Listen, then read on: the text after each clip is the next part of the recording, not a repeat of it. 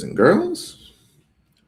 Back, we are back with another edition of the We-On-Loc Nation channel. Thought we'd do a little something different and talk about the weather. No, I was playing. Um, Something as critical as we need a different president.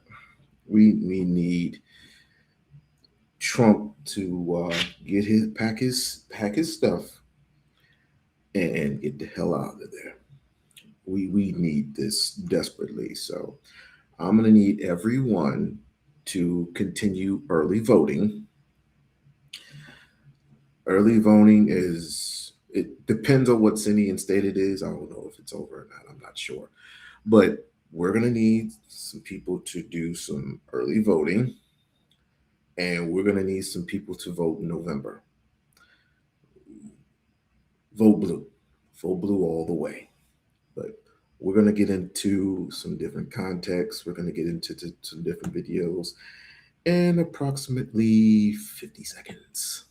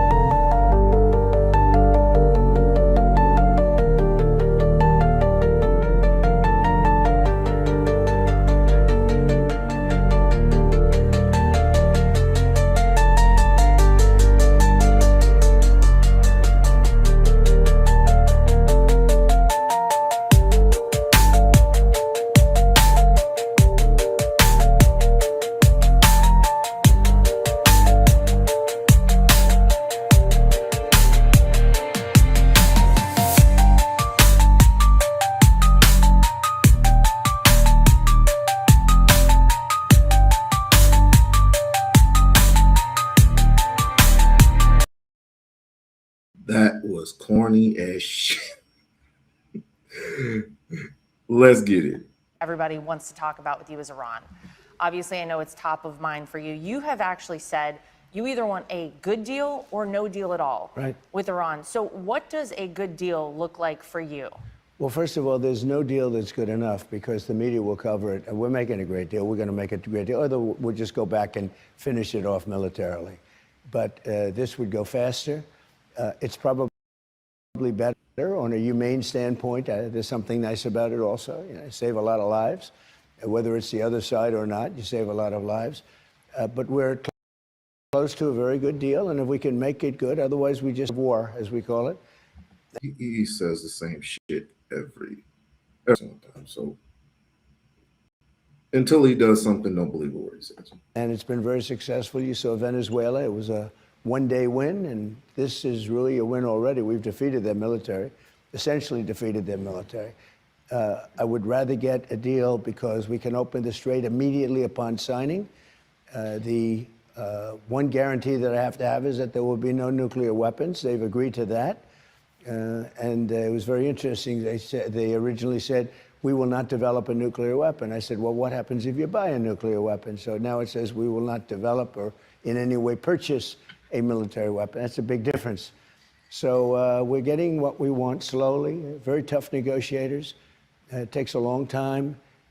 I'm in no hurry. I'd like to say I'm in a hurry because, you know, gasoline prices are going to come tumbling down. But if you're going to be in a hurry, you're not going to make a good deal. And slowly but surely, we're getting, I think, what we want. And if we don't get what we want, we're going to end it a different way. So that's what you keep. This is what they keep saying. This is what you keep saying. But this is what people fall for each and every single time. But there's no war. It's going to happen. Possibly the same deal that Obama did is going to be issued. And I think I read you the fine print of the Obama deal that happened, I think, in 2015, I believe. But needless to say, the same deal is going to happen. Only difference is, you know, money's going to exchange where Obama gave them $1 billion and Trump wants to give them allegedly $20 billion, million, a billion versus 20 million. Like, what the fuck is that? Deal was already made. Benito. But let's continue. Interesting, because I think everyone has acknowledged that the United States has been in a defensive position against Iran. They've been aggressive to some extent, and we've been defensive. Is there a line that they would cross for you to go on the offensive again militarily? Well, a deal that wasn't going to be good for us is the line, ultimately, because, I'm playing it out, and we're going to see, and that's what I do. I negotiate. They negotiate. They're very good negotiators. They're crafty. But in the end, we have all the cards because we've defeated them militarily. Look, they have no Navy. Every ship, they have 159 ships. Every one of them are at the bottom of the sea. Every single one. We take pictures of them.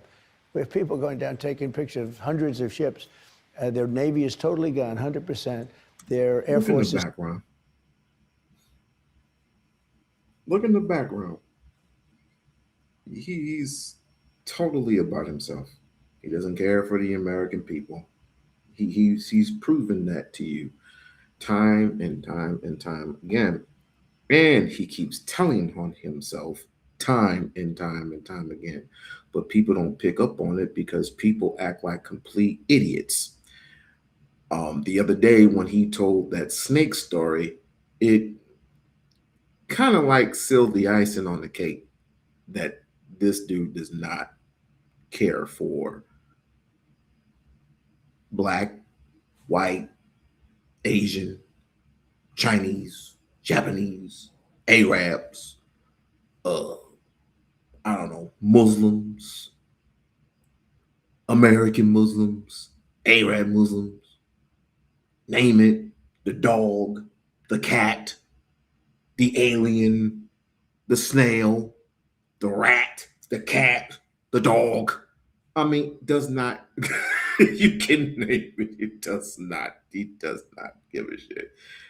And we are in dire crisis of another stimulus. That's all I was going to say. Another stimulus, but ain't no other stimulus going. He's not going to do another stimulus because number one, you don't have the money. You don't have the money for another stimulus. What you gonna what are you gonna give the money out? The tariffs? He's not gonna give you any money. Again, did y'all get y'all dough? Did y'all get y'all check? Did y'all get y'all Doge check? No, you didn't get your Doge check. You didn't get any. You're not gonna get anything. You're not going to get anything from Trump. Totally gone, 100%. Their military, we've sort of left it alone because we think that their military is somewhat moderate. They have other people that aren't moderate. We've taken them out. We've taken different forms of leadership out. We've actually left their military alone. People would be surprised to hear that. Because mistakes have been made in wars where you wipe out everybody and then you have a country that's, for 40 years can never rebuild. You look at what happened with Iraq. We did so bad. That was such a foolish thing, what we did. Shouldn't have been there in the first place, by the way. And shouldn't have been in Iran. But Iran has the capability. If we didn't hit them with the B-2 bombers 9 months ago, they would have a nuclear weapon right now. And it would be a whole different story. Probably would have used it. You probably wouldn't have had you wouldn't have had Israel, but you probably wouldn't have had a Middle East. And then where do they go from there? And you get to see that when you see that when we went back, they had missiles aimed at Qatar, Saudi Arabia, UAE, Kuwait, Bahrain. They all got hit. And we were surprised. I was surprised. Actually, I viewed it as a positive because all those people came immediately to our side. They got hit. Now, they could have taken another view. They could have said, well, we want no part of it. Not that they like it, but they came to our side. And Iran is in a very bad position. They have no military. All they have is good talk, and they have. I did this live for a specific reason.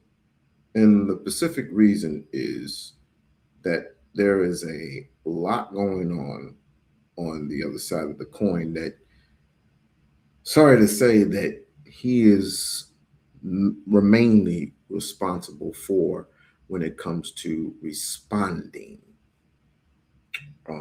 One would be the outbreak, excuse me,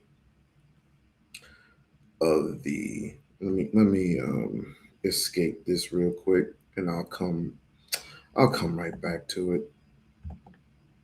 Hold on. All right. Oh, stop sharing. Number one, the outbreak of Ebola and some other diseases that have hit America. Of course, you've known about the ship, the cruise ship that had the next outbreak hitting the United States, and there's no cure, there's no treatment, there's no vaccine for this particular virus. Ebola kills you in 2 days. I don't know what type of Ebola is it that they're talking about. I don't know what type of strain this is or what they're preferring to, which just came out of the Congo. Because right now, the Congo is going into a crisis, and along with gas prices going up and a lot of things going up in price, and the average American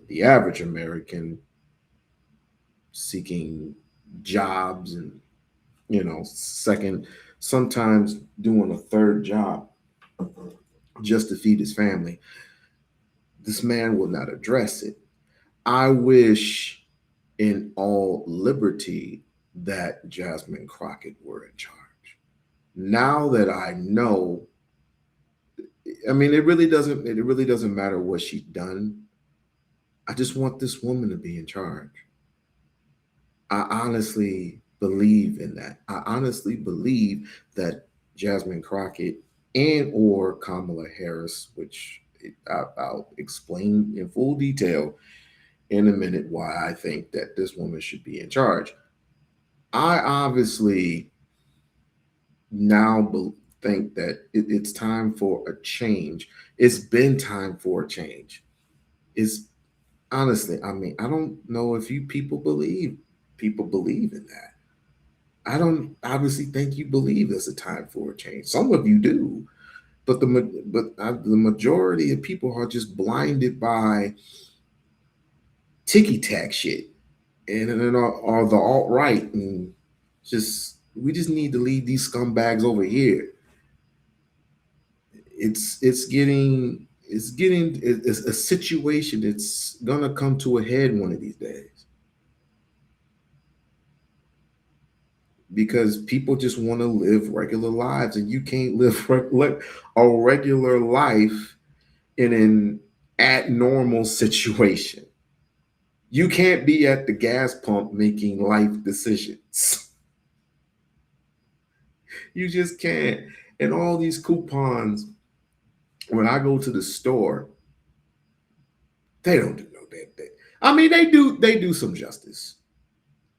But the stuff that you really want, the stuff that you really need, I need a comb or a brush. The stuff that you really need, it's not. You got to get this off-brand stuff. Now, some of these people trick you when it says, let's just say, for example, Kroger, right? It's like this off-brand stuff. They want the quality brand. You can't play for the quality brand. You're gonna have to pay top dollar for the quality brand shit. You're gonna have to pay for quality brand shit. But this is what I'm talking about.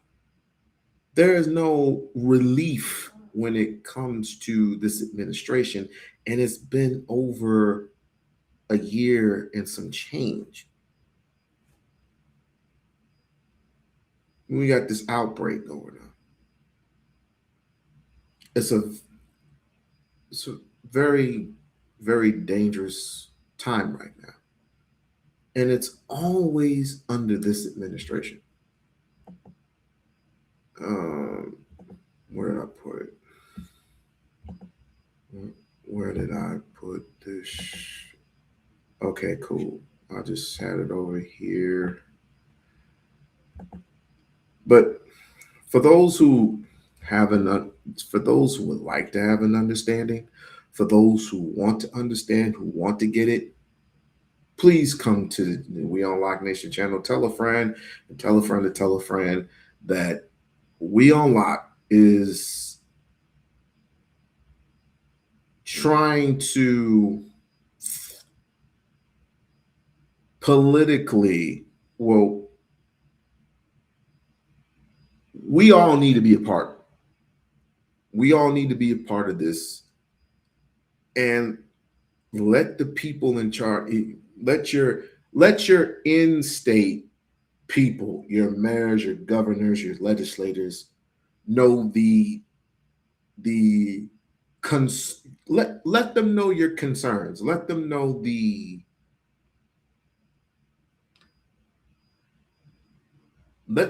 severity of this. Let them know the severity of the situation. I believe we all need to play a part. We need to play a part in the severity of what's going on in the United States and versus other countries that this president has yet to address. He'll address any and everything else, right? He'll address the ballroom. He'll address, these people owe me a lot of money. You put your name on the Kennedy Center. You'll put your name anywhere. It's easy to say that this dude is unfit to be president. It's very common to say that this dude is unfit to be president, right? I'm not speaking to the delusional people. The delusional people can go in the back door. I'm talking to individuals that can actually get it and actually put it in the comment section. Agree to disagree. Okay, fine. But with the delusional people, you just think one way and it's irrational. It has no context to it other than you're an asshole. We're not talking about you. We are not talking about you, period. Point blank.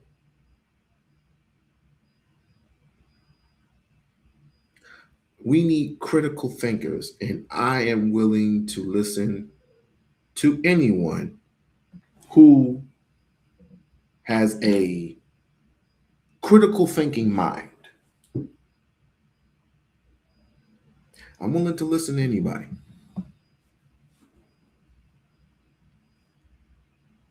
It's like I said, right now we're in trying times. Trying times, Jasmine.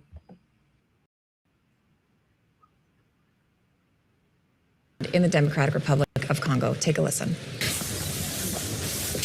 When we walked into this Ebola ward, it was very striking that in this confined space, you had a grown man being treated, you had this young child who just arrived, and you had a person who had died of Ebola lying in that same space. The hospital doesn't even have the resources to feed patients. People's relatives have to come to the Ebola ward just to bring them bottles of water and food. Declan Walsh joins us now from Bunia, the capital of the Ituri province in the Democratic Republic of the Congo, which is the epicenter of this Ebola outbreak. It's great to speak with you, Declan. Thank you very much for being here. We see you in that video. You're wearing a Tyvek suit. You have PPE. It's clear that those visiting patients in that medical facility do not have Tyvek suits or PPE. Can you just talk about the capacity of this hospital to deal with what is still a nascent outbreak in the DRC? That particular hospital was, I would say, completely overwhelmed when we arrived. It's the main public hospital in a gold mining town called Mongwalu that's about 50 miles north of here. That's where this outbreak is believed to have started as long as 2 months ago. And when we arrived there, the frankly, the public health facilities appeared to be in crisis. As you see, there was only protective equipment for medical staff like doctors, but otherwise those wards were not secured. There was very minimal care being given to patients. And then you had relatives and other folk just walking in and out, and they seemed to be entirely unprotected. And of course, that was putting them at great risk, and of course, increasing the possibility that the hospital itself would be a source of transmission.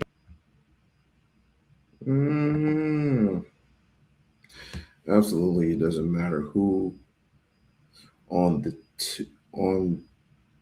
two of the. It doesn't matter the two TWO ticket. Though I prefer Jasmine Crockett for president, Kamala Harris for VP. Doesn't matter. Doesn't matter which way you can switch roles. It doesn't really matter as long as she's on the fucking ticket. But either way works for me. Even if it's AOC, which I wouldn't recommend, but if you want to, you can. I'm not trolling you. If you prefer AOC over Jasmine, or which I wouldn't, hell no, I wouldn't. If you would prefer Kamala Harris, it's like fine, cool. I'm saying we need better. We need a change. We need a change. We need a change, and we need change now. And I'm willing to do anything. I'm willing to sign my name on a dotted line anywhere that says these two are going to be in charge. These two or these three. I had Michelle Obama on the brain, but that wouldn't work. Because number one, she said she wouldn't run. But I think it's like, what, you have 8 years in the White House with your husband. I know you wouldn't step foot in the White House. I know you would not. Because the world is not ready for Michelle. Wouldn't be. She'll probably make a more better president than her husband. But I digress. She's the bomb too. She probably would have been Back out into the community. Yeah, it looks, I mean, it makes sense now that you're saying that's the general hospital, because it looks to me like TB wards I've been in places. It doesn't look like a purpose-built facility, which I guess is part of the problem. I do want to ask you briefly how you got there, and then David was pointing out to me earlier this morning that you said that you hadn't really planned on going in to this extent. Why did you change your mind once you were on the ground? We were there for several days. We'd spoken with the medical staff, got their permission. We got the permission from the patients to enter that ward, and you know, I just felt it was very important to witness firsthand and to show the reality of care in the Congo, particularly in this frontline area. Here in the main city, Bunia, the head of the WHO has been here the last couple of days. Dr. Tedros Ghebreyesus. There are, aid agencies are present here. There's certainly some supplies coming in. I was at the opening of a new isolation ward in the city this morning.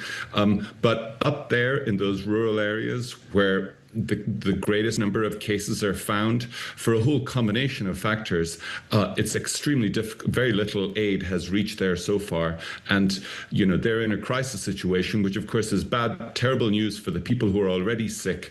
But it also means that the spread of this virus is frankly unknown and probably still uncontained. Declan, something we've spoken about with Jeremy Conondike, public health official. The last person who got the Ebola virus died within 2 days. This was based in Dallas, Texas. He clearly got sick. For those who don't know, it just liquefies your organs. It just liquefies every part of your being, and you just end up sick and you just perish. And when I was working at the hospital, we had to come up on the fly with these things, and the equipment that we had, especially the mask. I think you need a special type of mask for these type of things, because we don't know that you can't just wear a regular mask and expect to be okay. The N30 what N95 the N95 masks, the green types of mask don't even apply either. You need to have like one of them gas chamber masks, you know what I mean? On top of the mask, on top of mask. So, and the protection that you're wearing is fine as long as you're wearing gloves, but we're trained to wear double the amount of gloves. And wear booties and stuff. And then once you go into this other smaller area, just wash your hands. Wash your hands. This is a very critical thing that happened so many years ago. But yeah, your president doesn't talk about these things. And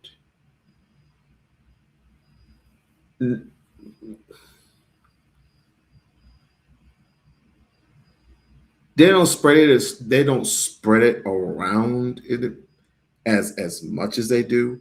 Oh, let me not forget before I forget. I'm gonna call it COVID 2 part 2. Just because things are back to normal, so to speak, does not mean that each and every time you go into a grocery store, you're not going to see a person with a mask. Each and every time you go into a hotel or you go into a community center, you're not going to never see a person with a mask on. So I suggest you be not overly cautious, but cautious. Check your news site. Check your daily paper. See what's going on. See what's going on in the news. Because this is critical to you and your family. From the U.S. with Tom Frieden, former head of the CDC, as well as just about the cultural difficulties here, conveying to the population the seriousness of this outbreak. And you point to something very worrisome in your piece. You say many refused to accept the virus was real. You continue, some said the outbreak was a money-making plot concocted by Congolese doctors and foreign aid workers.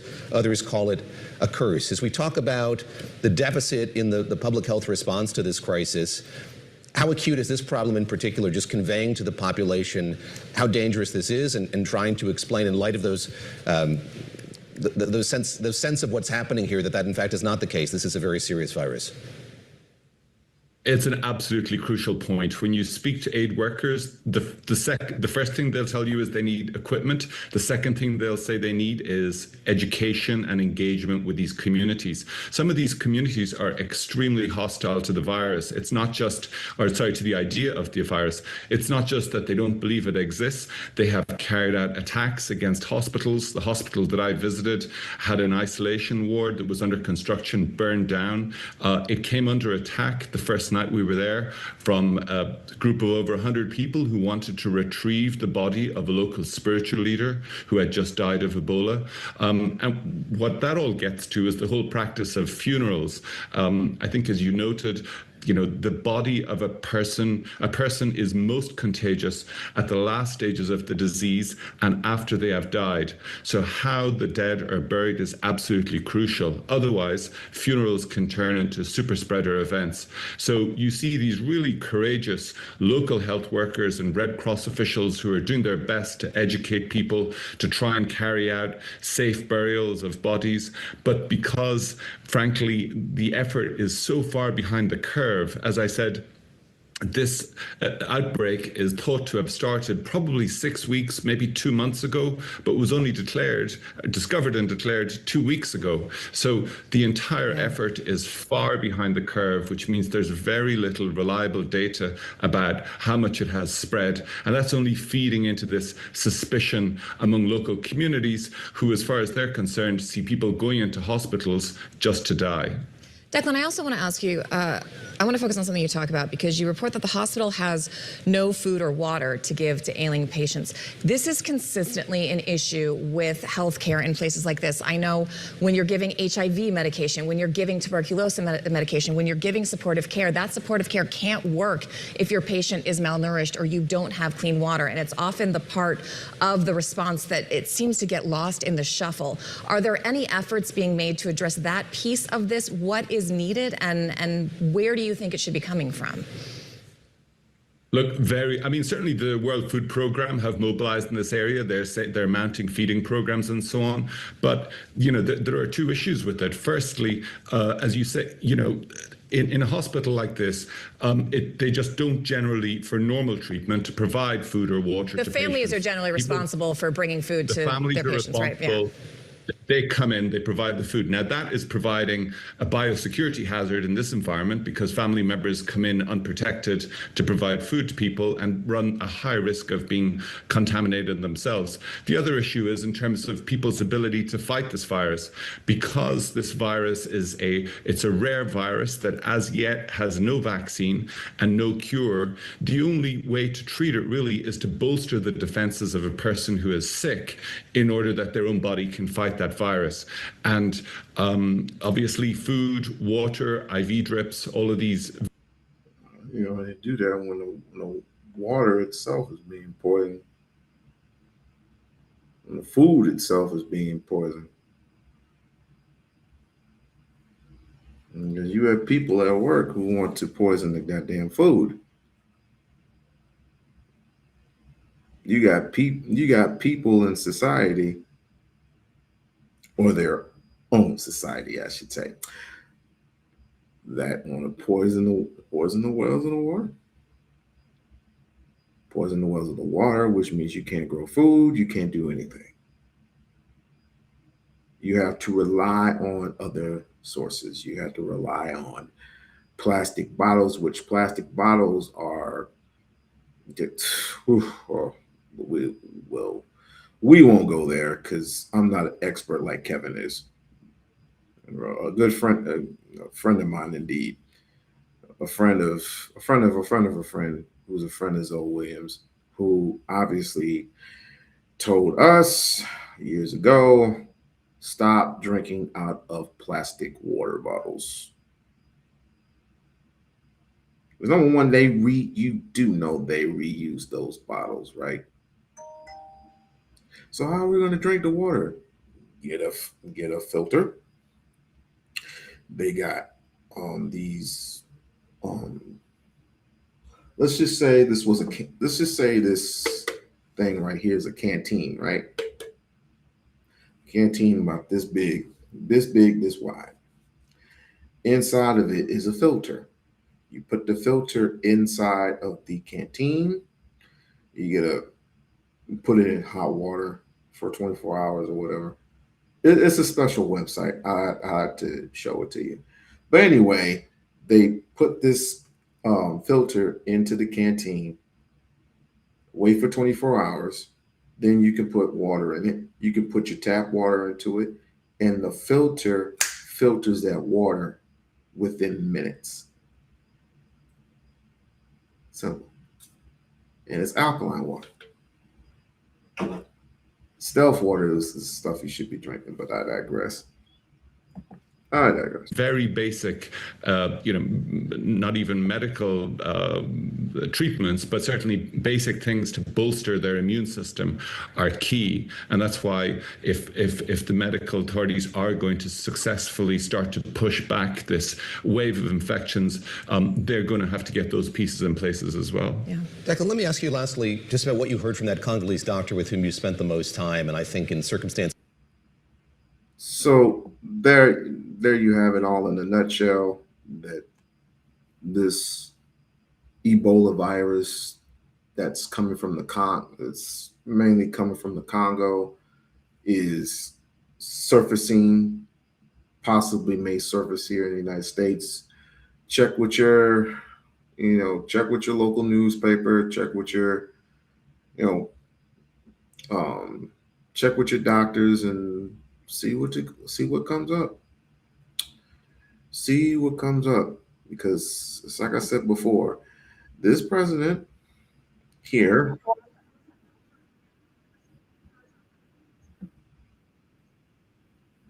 I want to put that in position. This president here, all he gives a shit about is creating his little ballroom. And why does he need, maybe y'all can answer this question for me. Why does he need a UFC ring?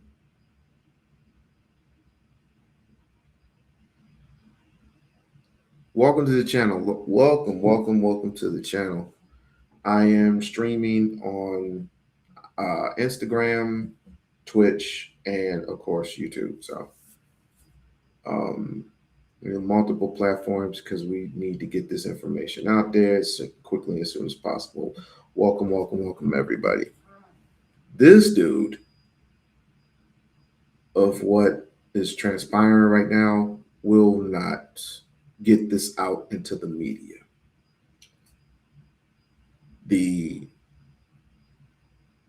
What I want to say, appropriate to the appropriate channels.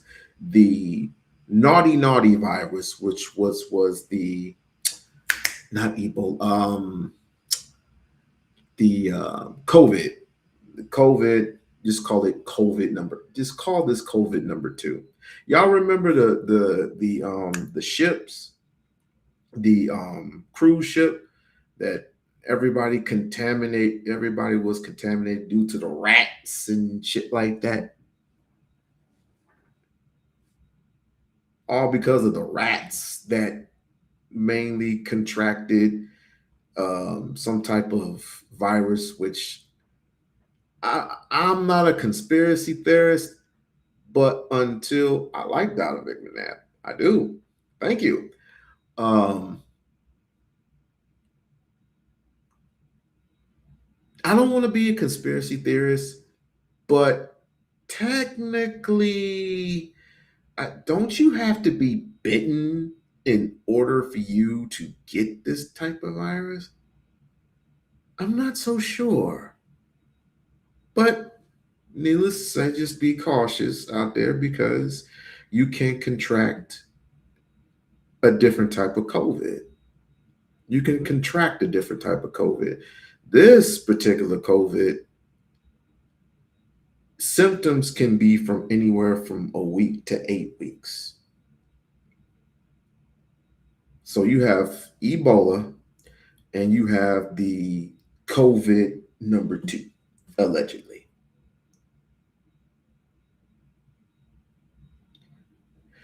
This is a weird time to be in, but this is what your president wants to talk about.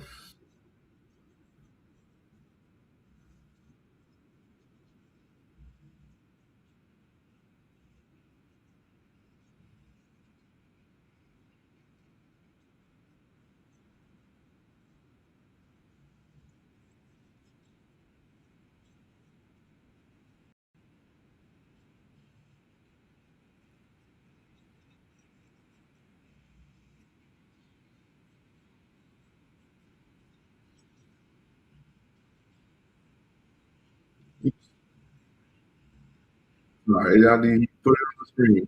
My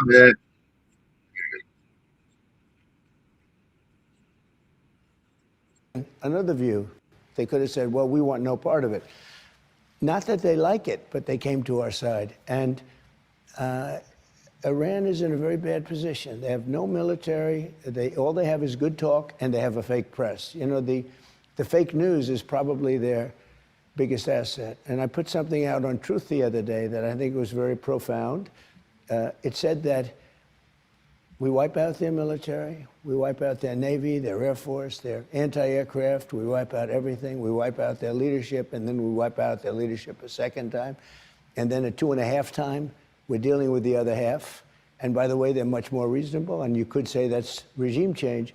But I said, so they would then raise the white flag of surrender. We give up to the great American military, the most powerful military. We give up, we give up, we give up.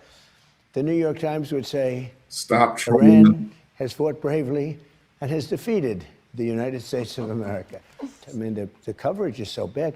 You have a big win in a What battle. up, OG? And they say you lost. You knock out their entire Navy. Like, share, and And they subscribe. say their Navy's doing fantastically. No, it was defeated, totally defeated. And they said, it's just a terrible thing for our country. And, you know, to really be great, you need a fair media. And we don't have a fair media. I mean, that's all they can do is lie. Well, that's they the have Democrats. No policy. They have nothing to Well, they're go on. They're Democrats, okay? Yeah. They have Well, no and- policy. We have a new name for them, you know, Democrats. I call them, I will always call them until they straighten up, Democrats, because they want women to be put in danger by having men play in women's sports. Think of it. They want the transgender mutilization of your children. They want open borders. We want open borders. They want high taxes. You know, they voted against the tax cuts. They voted against no taxes on tips. They voted against no taxes on Social Security. They voted against no taxes on overtime. These have been so important. But the Democrats voted against all of that. But we call them Democrats, and it works out well because I take the word dumb, take the B off, because most people don't know that, you know, dumb ends with a B, but most people don't know. And all I do is I switch the E with a U, and you have a Democrat. And I came up with that by watching Hakeem Jeffries, because he's a dumb person. And I said, he's really dumb. I said, wait a minute, he's a Democrat. So I think it works. I don't know that it's going to be as good as Pocahontas or Fake News or so many of the others that we've come up with. But, I mean, I'm going to just call them Democrats, because I don't understand how they can be so stupid. I'd imagine if you could have timed things perfectly, having a conflict just in front of the midterm elections at a time like this isn't ideal. You acknowledge the high gas prices. You have consistently been willing to do the hard things, the things that your predecessor said should have been done. This is a kiss ass. Okay, so we got a kiss ass. It mainly goes, it's Fox anyway. So you got a kiss ass that is willing to ask the right questions for Mr. Trump. For Mr. Trump. Trump was Elvis. Trump, you mean Elvis, who stole from damn, I had the name. I had the fucking name. Who stole from Chuck Berry? You talking about that Elvis, right? I should have, you know. But you talking about the Elvis who stole from Chuck Berry. Oh, I got it. The same Elvis who slept with, you know, with his own daughter, allegedly. We got a lot of incest. We got a lot of incest people who do a lot of incest shit, but we are praising these people. Wonder how the white community have it so good. Have it so good. Yes, we do. I mean, y'all don't find that weird? It's wild. It's wild. It is really wild. Jerry Lee Lewis, wild. Elvis Presley, wild. Donald Trump, wild.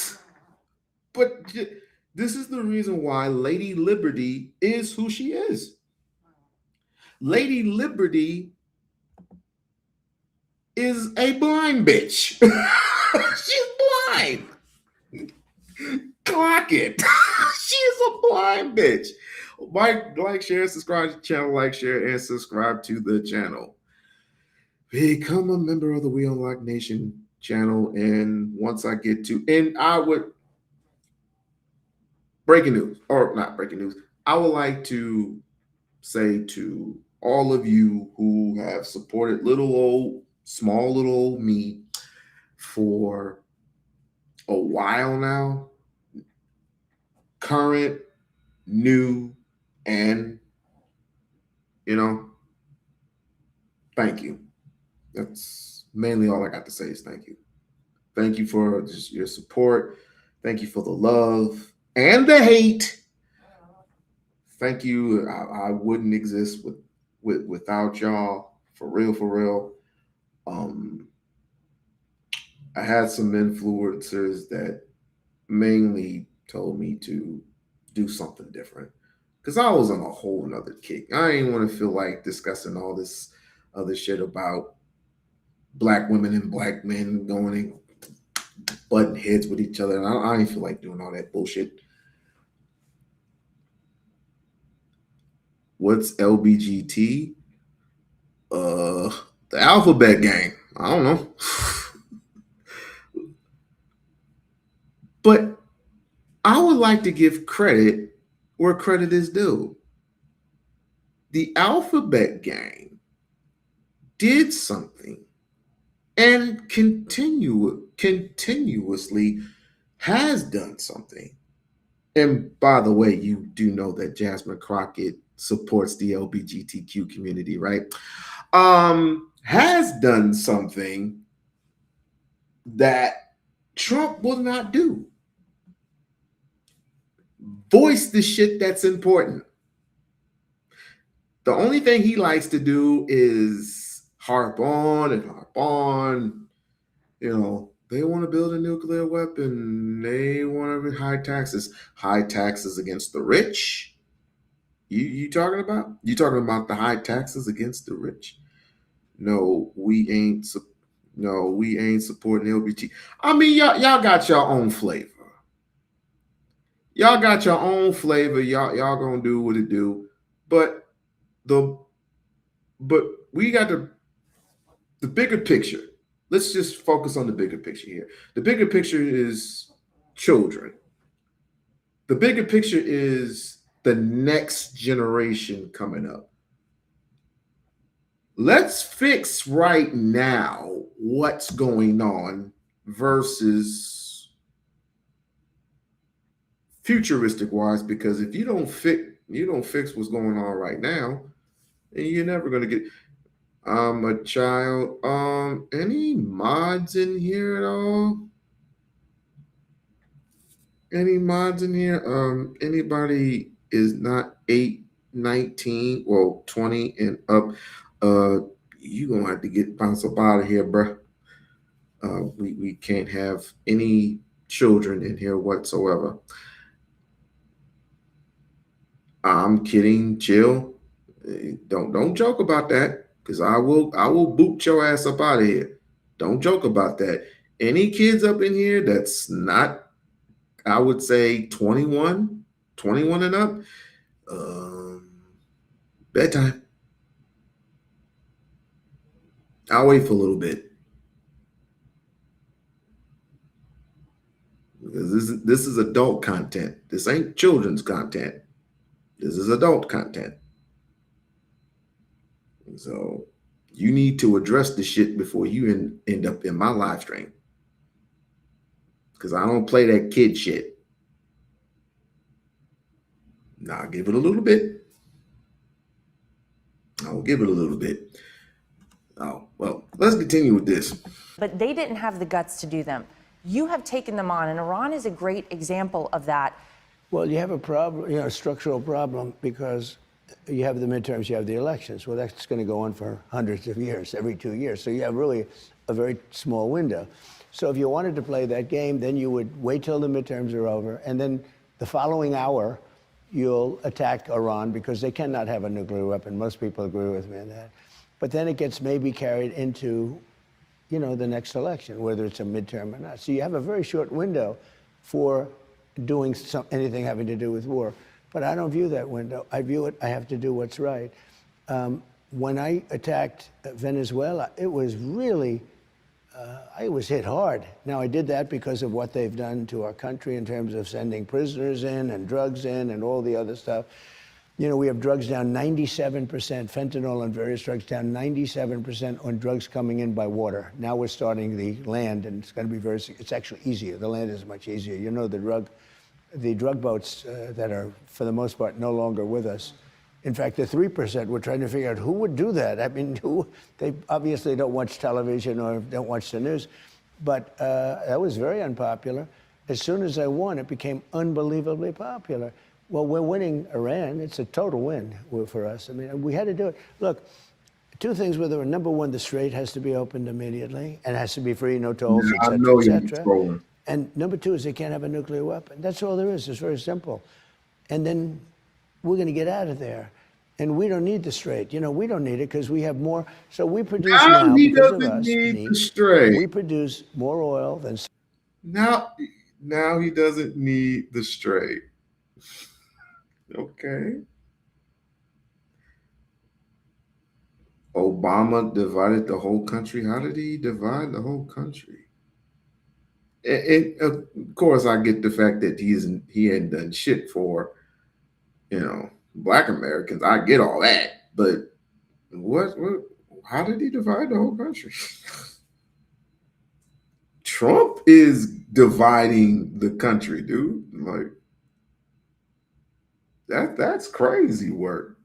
That's why both sides they got their problems. They got their issues. That's why we need somebody like Jasmine Crockett who don't give a fuck, boy.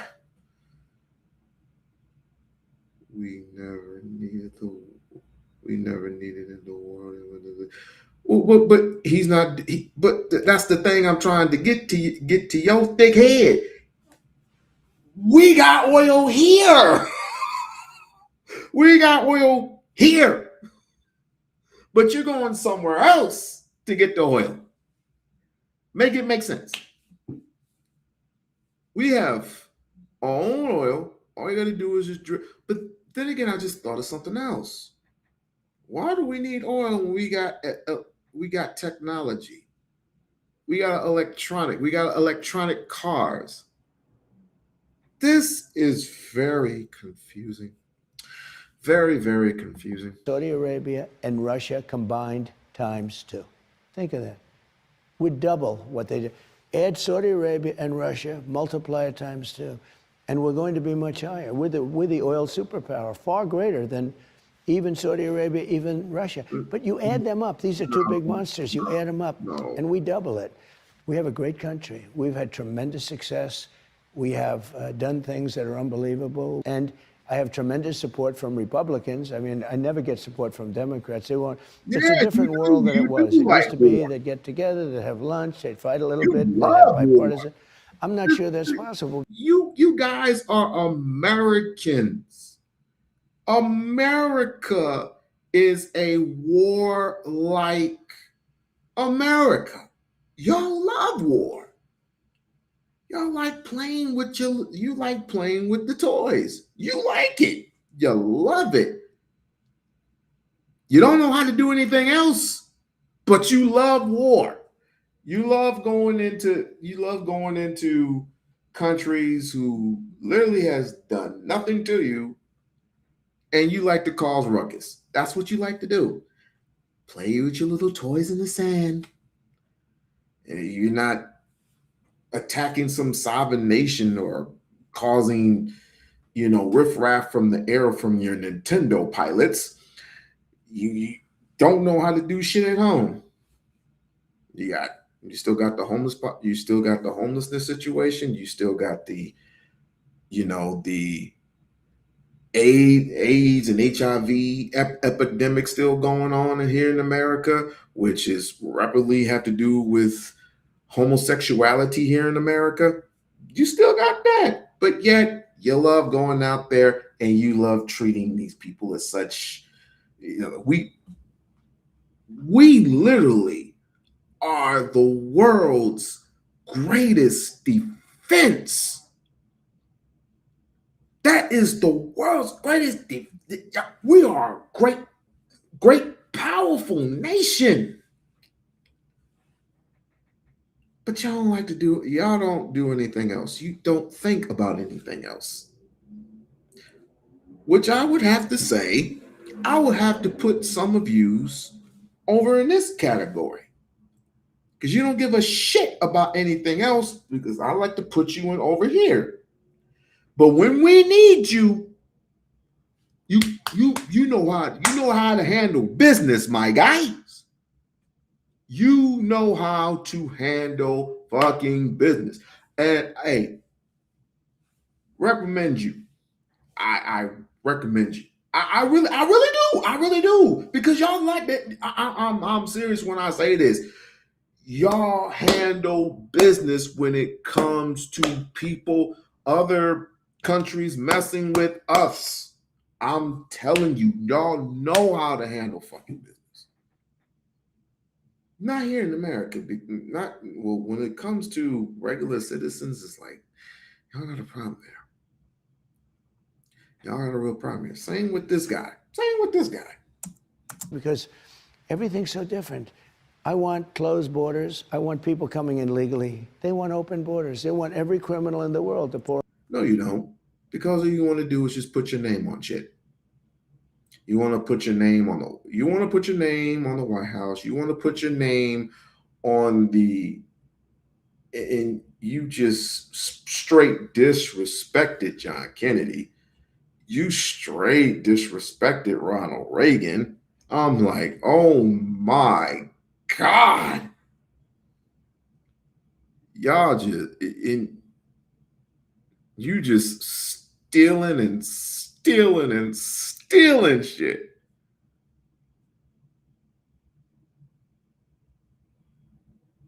Can anybody and make this make sense? Why do we need a UFC ring near the White House? Why do we need that? Anybody explain that to me? For all you smart Americans, can you explain the details of the? You know you only get 2 terms, right? This is your second term. You're not getting a third. Ooh. Do you? No, you don't. You don't. Into our country. There are 25 million people, many of whom were criminals. 11,888 were murderers. Most of them committed more than one murder. I don't want them in our country. I'm sorry. And, you know, so there are things like transgender mutilization of your children. They want that. They want men to play in women's sports. They want all these things. So I don't know. People say, can you ever get together? I don't know. I mean, you know, the policies are so different. I want borders. They don't want borders. They want to get rid of, you know, they want to get rid of your Second Amendment. I have to protect the Second Amendment, and I have protected it. But we've done a lot. We've done really a lot. And more people are working in the United States right now than at any time ever before. We have more people working. We have $18 trillion, as you've heard many times. Y'all babble too much. Y'all do a lot of Trump babbling. Nothing but orange man babble. I'm gonna call it orange man babble. And I am not an advocate of Biden, but at least Biden did something that, I would say Obama has done a little bit more for this country, a little bit more, not a lot, because presidents don't do shit, but he has done more to debt the ceiling and make sure that the cost of price sales are going down, while under this administration, the cost of price sales are going up. So I would have to say, again, we have a problem there.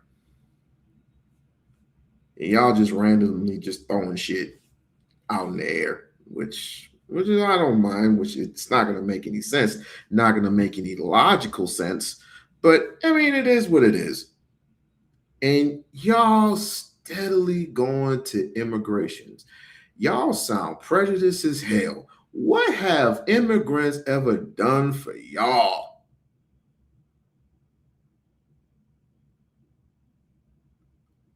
What has immigrants ever done for y'all?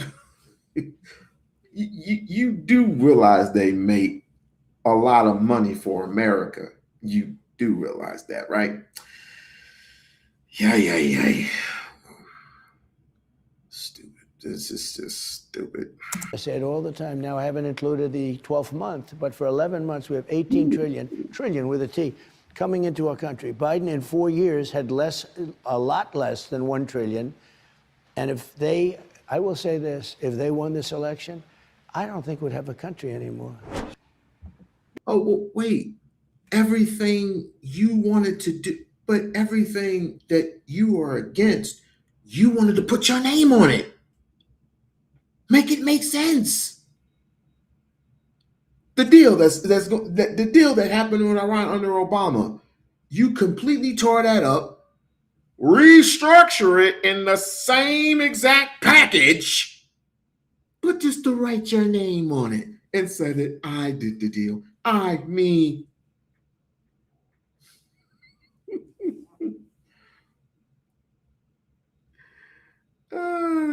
Fuck. Y'all, listen. I don't know how much of Donald Trump's nuts that you literally like to suck on, but you can suck on his nuts any time of the day you want. It doesn't bother me. What's bothering me is the next generation coming up. They're going to be confused. They're the ones that are going to be confused. I say it's time for a change, and here's my change. We need Kamala Harris. Yes, I said Kamala Harris. Kamala Harris to go ahead and sign her name once again and just run once again. Let's run. Let's run once again. And I'll bet you she'll get it this time. Who else is a candidate for the Republican Party? J.D. Vance? You're going to trust J.D. Vance to run this country? Oh, my. Oh, my. Let's read these comments. But Obama was a president in a different world. Trump's dealing with two wars that he started? You mean 2 wars that this man has started? No, he's ending the wars. What war has Trump ended? Please tell me one. Tell me one. Can you tell me one? Tell me one war that he's ended. Don't say Iran or Pakistan because these are ongoing wars. Damn, y'all love Obama so much. Let's see here. Huh.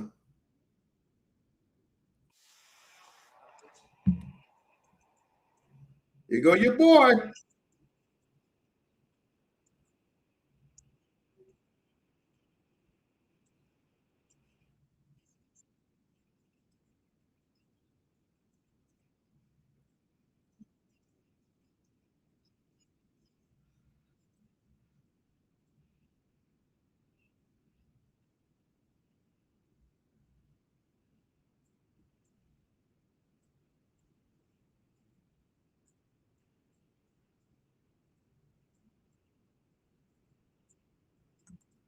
You call yourself good guys.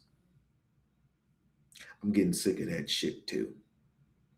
You call yourself good guys, but yet you hang, castrate, and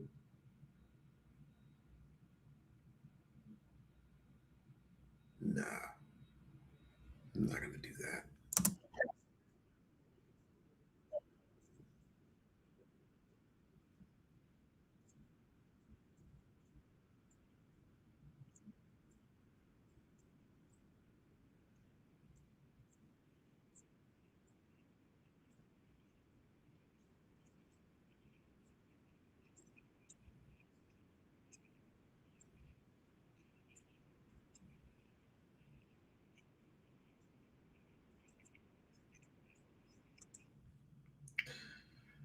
Well, how come if we round up the drug dealers and the gangbangers, let's round up all these skinheads and Klansmen?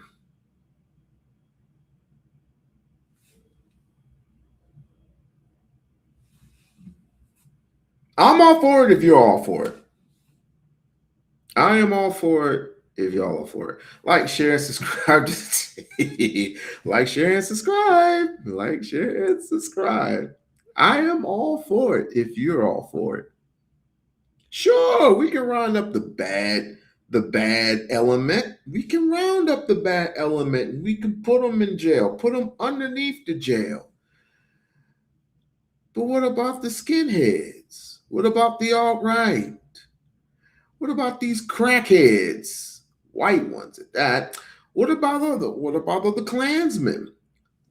the white dragon, the black dragon, the red dragon, and the green dragon. Why don't we lock all four of these some bitches up?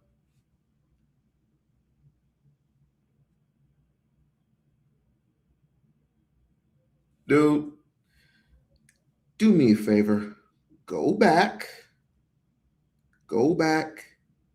to the dead channel with that shit. Has nothing to do Obama or not Obama. What did I say, Obama? My bad. I'm tripping right now. I'm tripping in my head. Dr.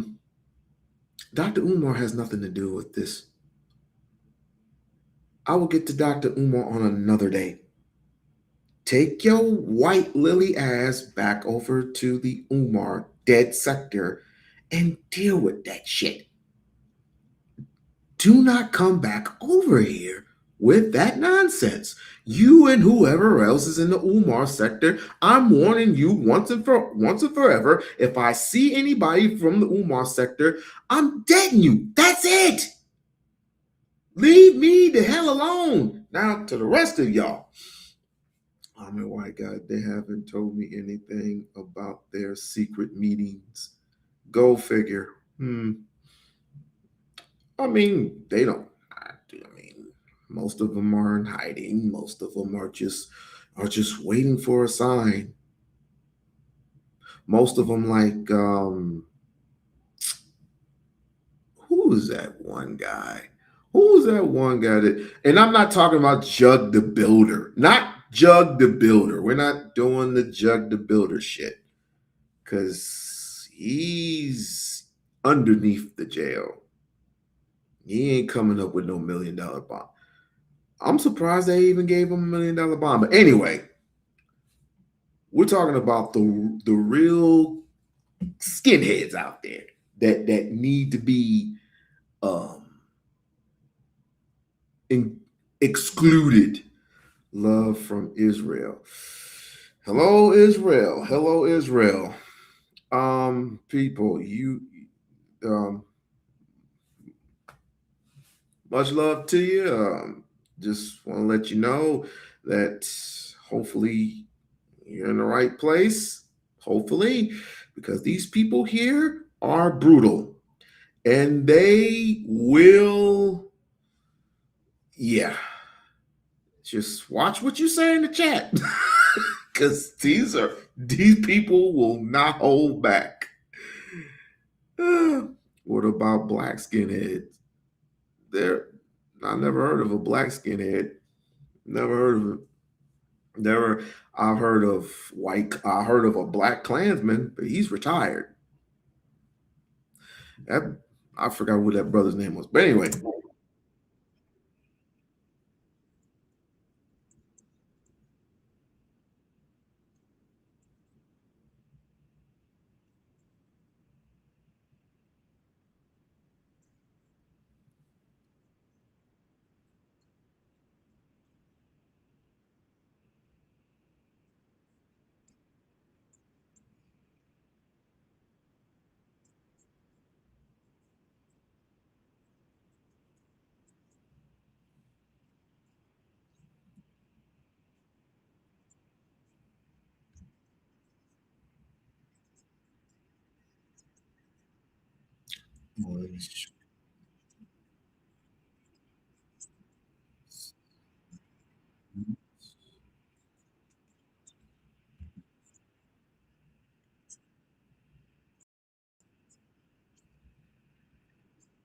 Hold on. I'm about to leave office. Wow. I or Hillary.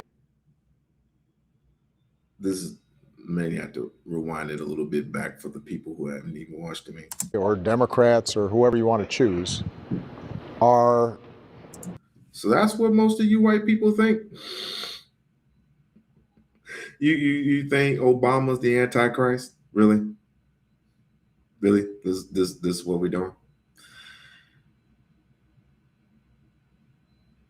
But Trump is a damn rapist. Name one person that Obama has raped.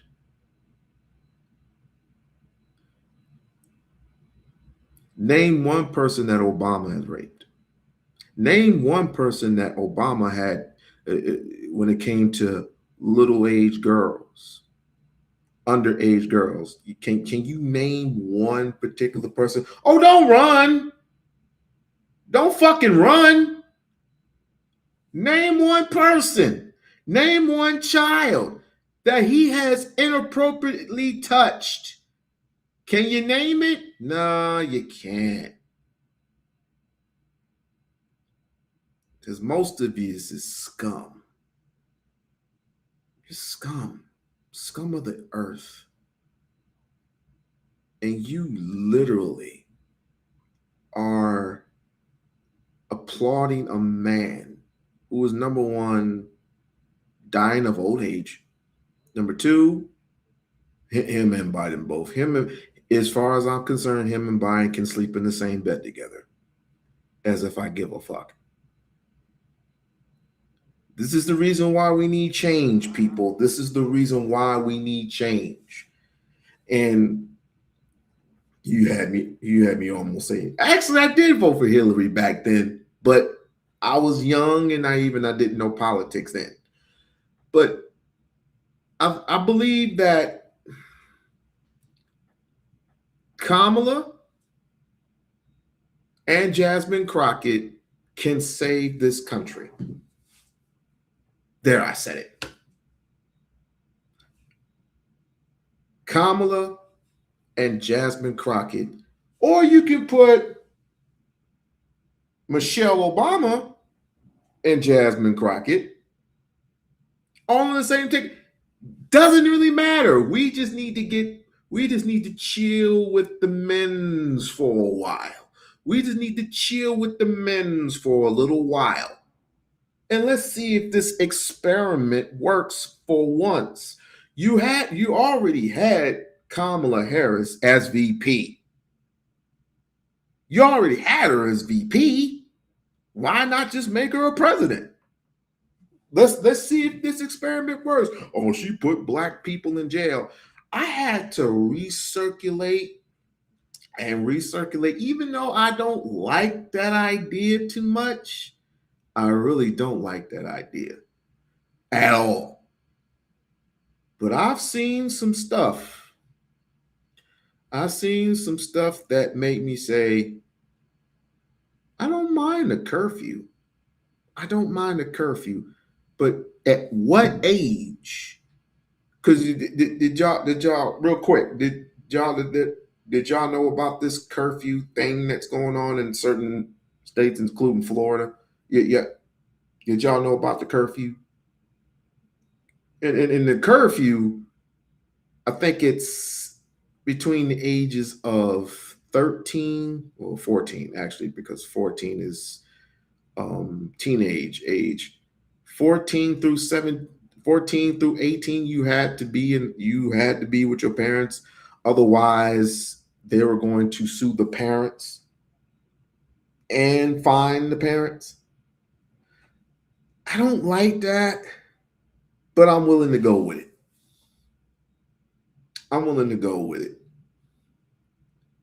Because those are teen takeovers. Yeah, I really, in a sense, think that we can do better and just putting on a curfew. You know what I mean?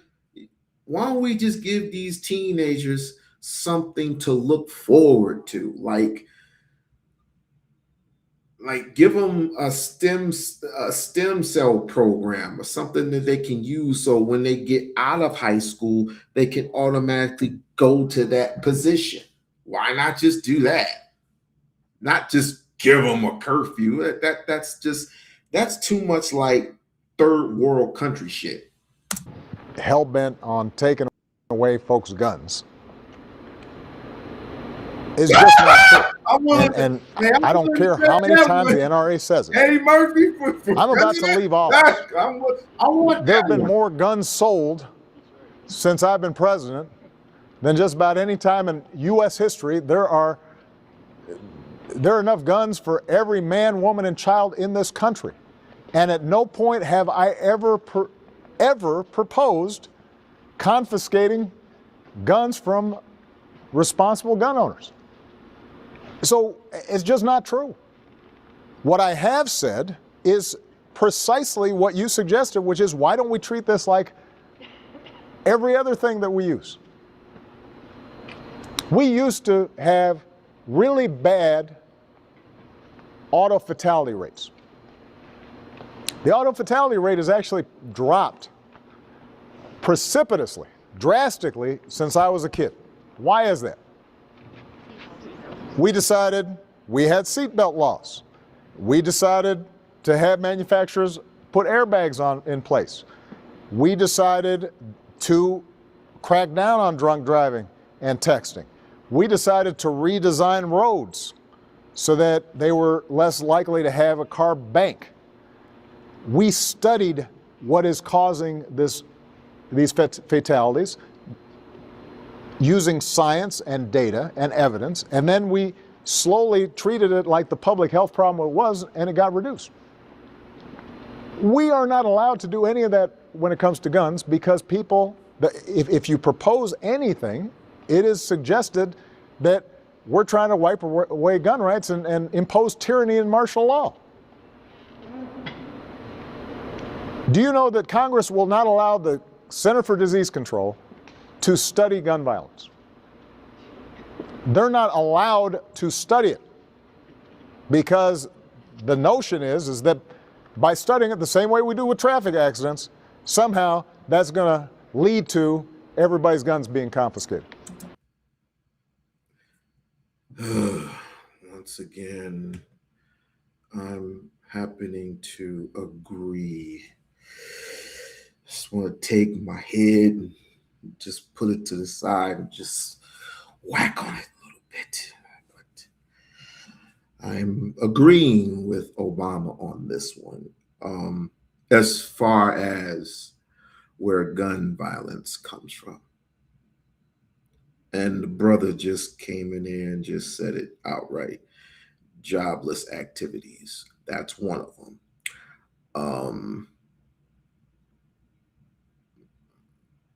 Mental health conditions within the home. That's a second one. Mental stability in the homes. You know, the mother and the father are not getting along. There's possibly some domestic violence issues going on. It's a whole litany of shit. You getting bullied in school. It's the smaller things. Well, they're not small, but the smaller things to it is just, this is one of the reasons why. And I do fairly agree with Obama on this one. And I can't believe I said I agree with Obama, even though I voted for him twice and he ain't done shit for black people. I can't believe I'm actually agreeing with him. But this is how society goes. Trump graduated from Epstein University. Oh, get out. Speaking of those Epstein files,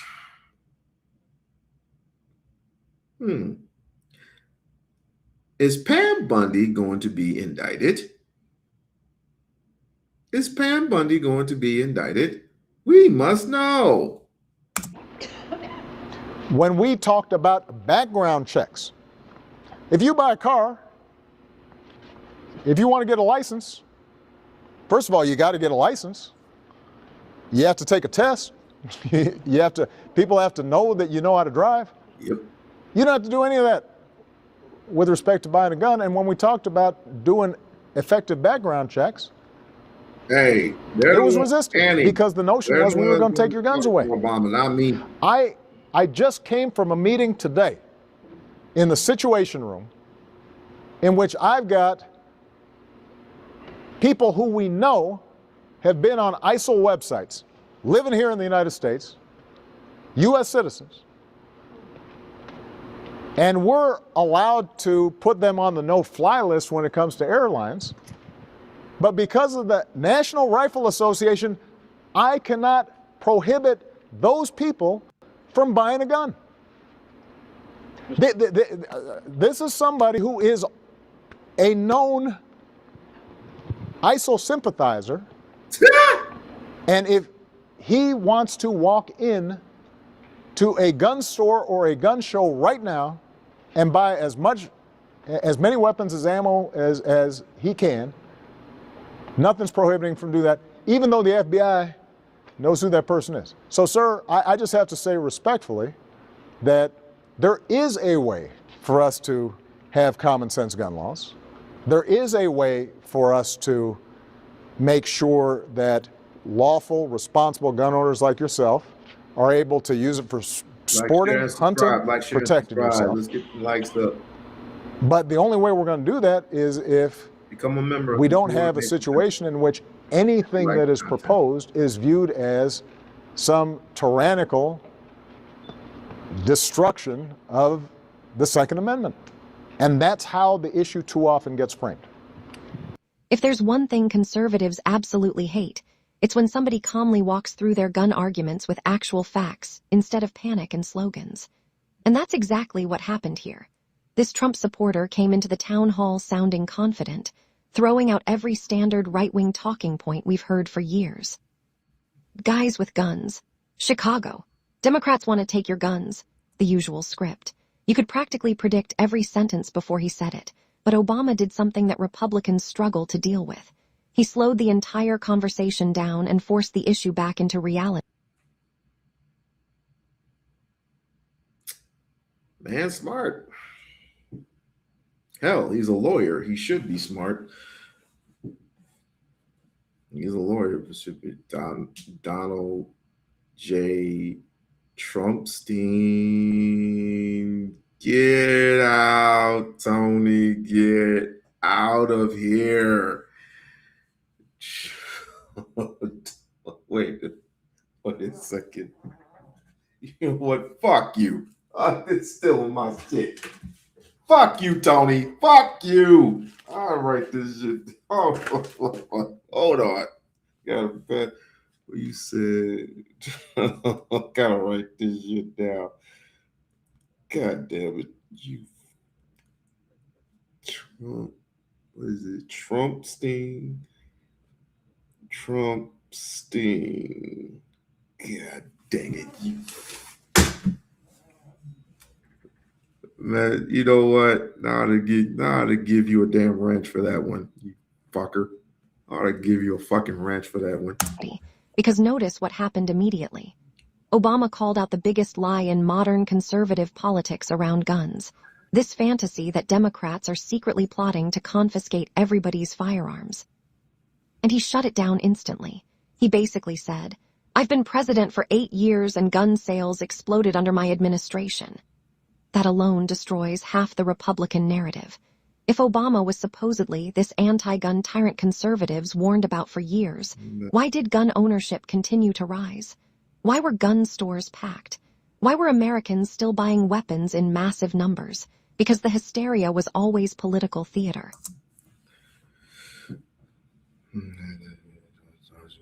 BS donors official gave more and got caught access labs involving genetic testing.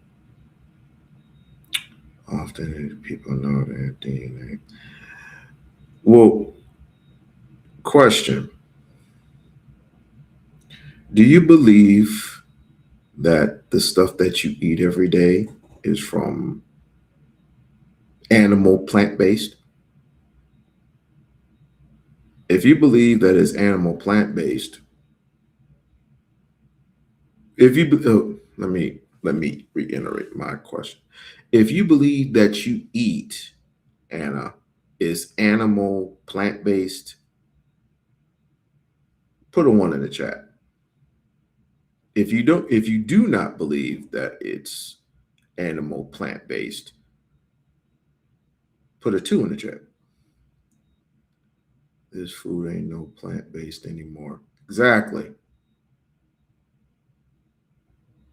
So where are you getting your, let's just say and believe me, I love hamburgers too. But mostly I'll eat a turkey burger. Turkey burgers are slightly more healthier, but I digress.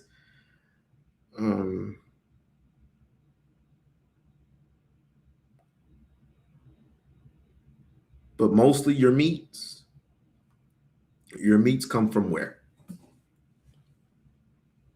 Ooh, this is just a question. This is like a questionnaire. Where do you get your meat from? Your cows are your cows are gone. Most of your cows are gone. There ain't no cows no more. So where you getting your shit from?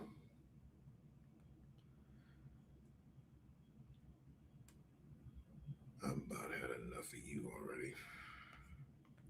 So where you getting your shit from?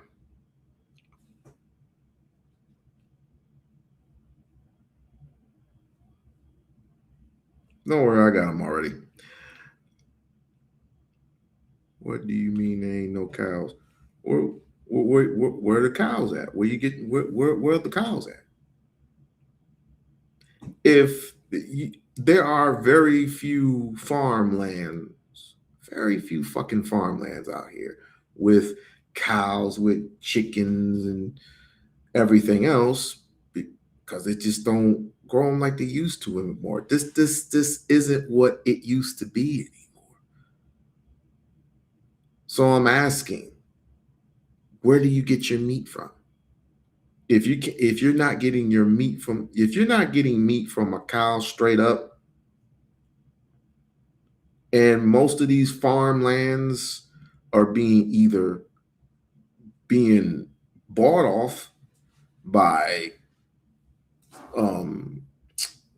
what's his name? Oh, Epstein was in my brain.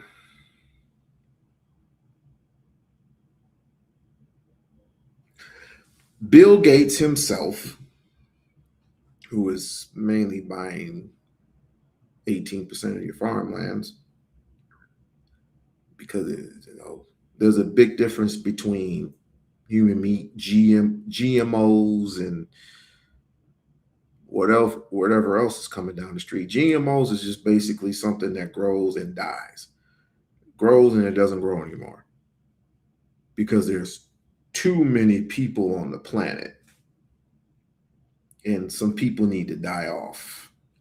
That's why, particularly, you have these Ebola viruses and COVID viruses and whatever else is coming down the street. They just want to get rid of you. And sad to say, they want to get rid of some white folks too, because think about the homeless population. Think about the homeless situation. There are way too many homeless people. Think about it. In 2027, it's going to be a bitch. And here in the state of Nevada, the rule of law is if you're caught on a bench, that's 3 days in the cot. If you're caught on the bench by police, that's 3 days in the cot. They don't care. They ain't got nothing else to live for, and they ain't got nothing else to lose. How do I know? I'm a peace officer my damn self. So I deal with these people every single week. Every single fucking week. So I ask you, where do you get your cow? Where do you get your meat from? We have to go back to the old days to start growing our foods. Exactly.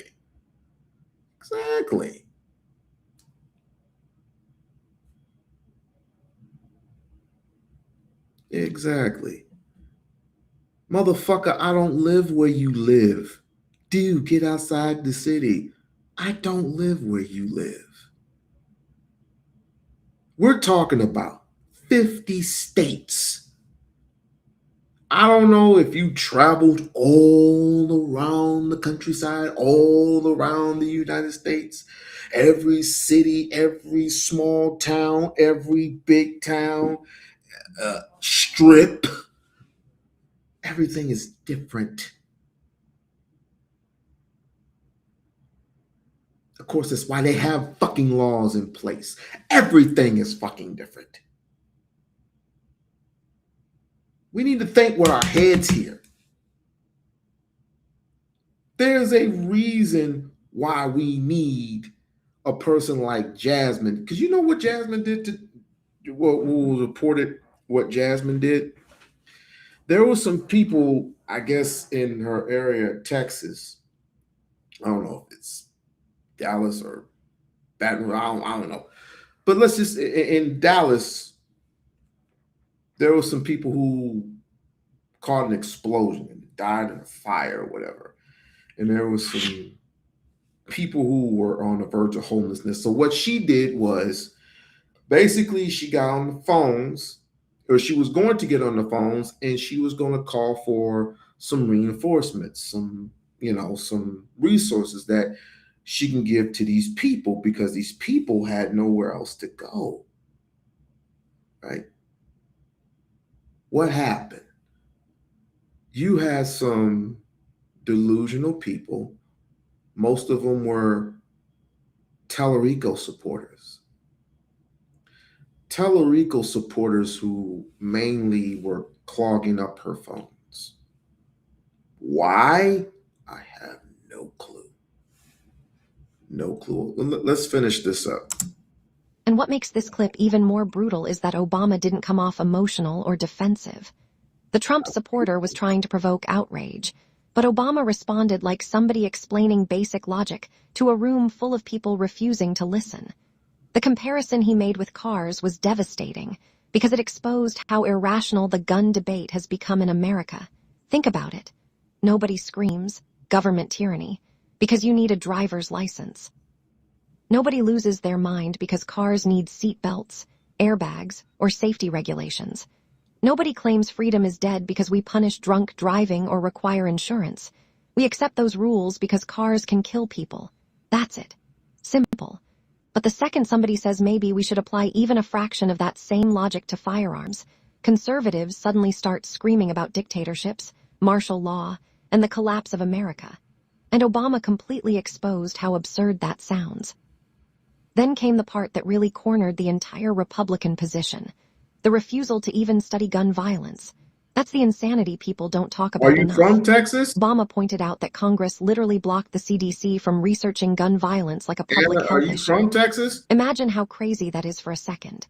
In the wealthiest country on earth, with constant mass shootings, lawmakers intentionally fought against studying the problem because they were terrified facts might lead to regulations. That tells you everything. If your political position is so weak that you're afraid of scientific research itself, then maybe your argument isn't very strong to begin with. And honestly, the most devastating moment in this entire exchange was when Obama brought up suspected ISIS sympathizers being allowed to legally buy guns, because that exposed the contradiction conservatives never want to answer. Ooh, AI told you.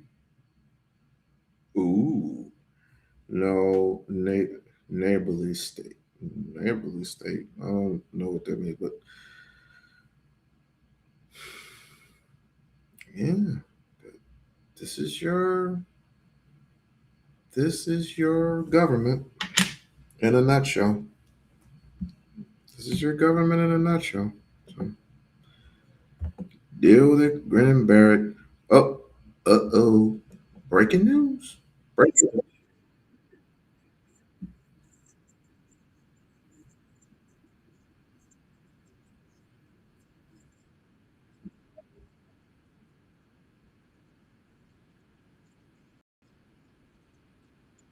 I launched my 2024 presidential campaign. She crisscrossed South Carolina and other states for me, and I said at the time, this is truly something which I cannot forget. Now Pam is running to be the next governor of South Carolina, a place I love and won big in 2016, 2020, and 2024, getting the highest vote by far in the state's history, yada, yada, yada. Pam Yvette is a good friend, fighter, and winner, and will be a terrific governor. Pam has my complete and total endorsement. She will never let you down. That's Trump for you. Hey, Tony, you and a friend of mine are some well-received Obama supporters. Well received Obama supporters. Whatever. I have my peace with it. This is not the right place to crack a joke. Who's cracking jokes?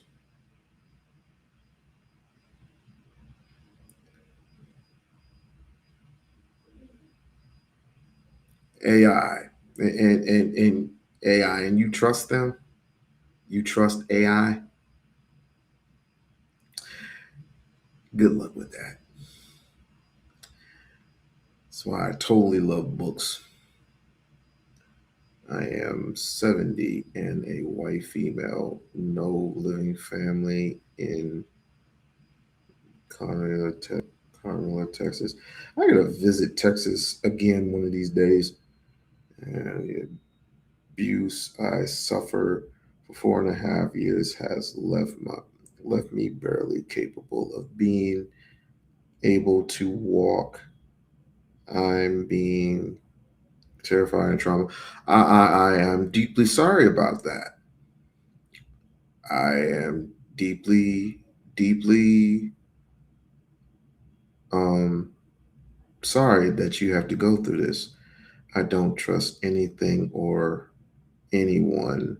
I'm afraid to open my door or the way that Karen about Texas. They already killed my little sister. I guess that's why we need. There's nothing wrong with protection. It's just being overboard with it. You can't buy a gun and buy a silencer at the same time. You can't buy ammunition and buy grenades. All that shit is illegal. You can have something that, well, you Texans already know what to get. You Texans already know. But I hope you are living with somebody. I hope you are living with somebody that can protect you and can protect your household. I truly believe in that. I don't need a gun to be silenced. Well, your mouth can only get you but so far. These hands, you got to put in the work. It's not just your mouth. You got to put in the work. In other words, Trump endorsed a vet in a major snub to Nancy Mace, who was certainly no stranger to debasing herself on behalf of the God King. Case in point. Hey everyone, Congresswoman Nancy Mace here. I'm in front of Trump Tower today, and I remember in 2015 when President Trump announced his run. I was one of his earliest supporters. I actually worked for the campaign in 2016. I worked in 7 different states across the country to help get him elected. I supported him again. Can we give Karen here some flowers, please? Sincerely, can we give Karen some flowers, please? 2020 because of policies I believed in. He brought American jobs back. He lowered our taxes, wages, and employment were better for every hardworking American in our country. He made America safer, and he took on China directly. And America was stronger all around the world. And quite frankly, freedom and democracy was stronger all around the world. And these are things I still believe in today, policies I believe in and continue to. Which begs the question, why would Trump endorse a lesser-known Republican when Nancy Mace has been so outspoken? Well, you might remember that Mace also just so happened to be one of the signers of the discharge petition to force the release of the Epstein files. And so it's worth asking, who else signed on to the discharge petition and what happened to them? Is there some pattern or theme emerging here? Well, let's look at Marjorie Taylor Greene, who was another one who signed on to the discharge petition. Someone whose entire identity was predicated on her support for Trump. Remember this? Right behind him, and I believe that's a hat that says "Make America Great Again." A MAGA hat, and then there are buttons that we understand that some Republicans will be wearing, talking about the border, the Biden border crisis. Listen. If a Trump merch shop was a person, it was Marjorie Taylor Greene. But she committed the cardinal sin. She supported and signed on to that discharge petition to push the Epstein Files Transparency Act forward, and what followed was this. I've watched stupid people like Marjorie Trader Green, or some people call her Taylor Green, some people call her Taylor Brown, because green sometimes turns to brown, which isn't nice. Her life could be in danger because of the rhetoric?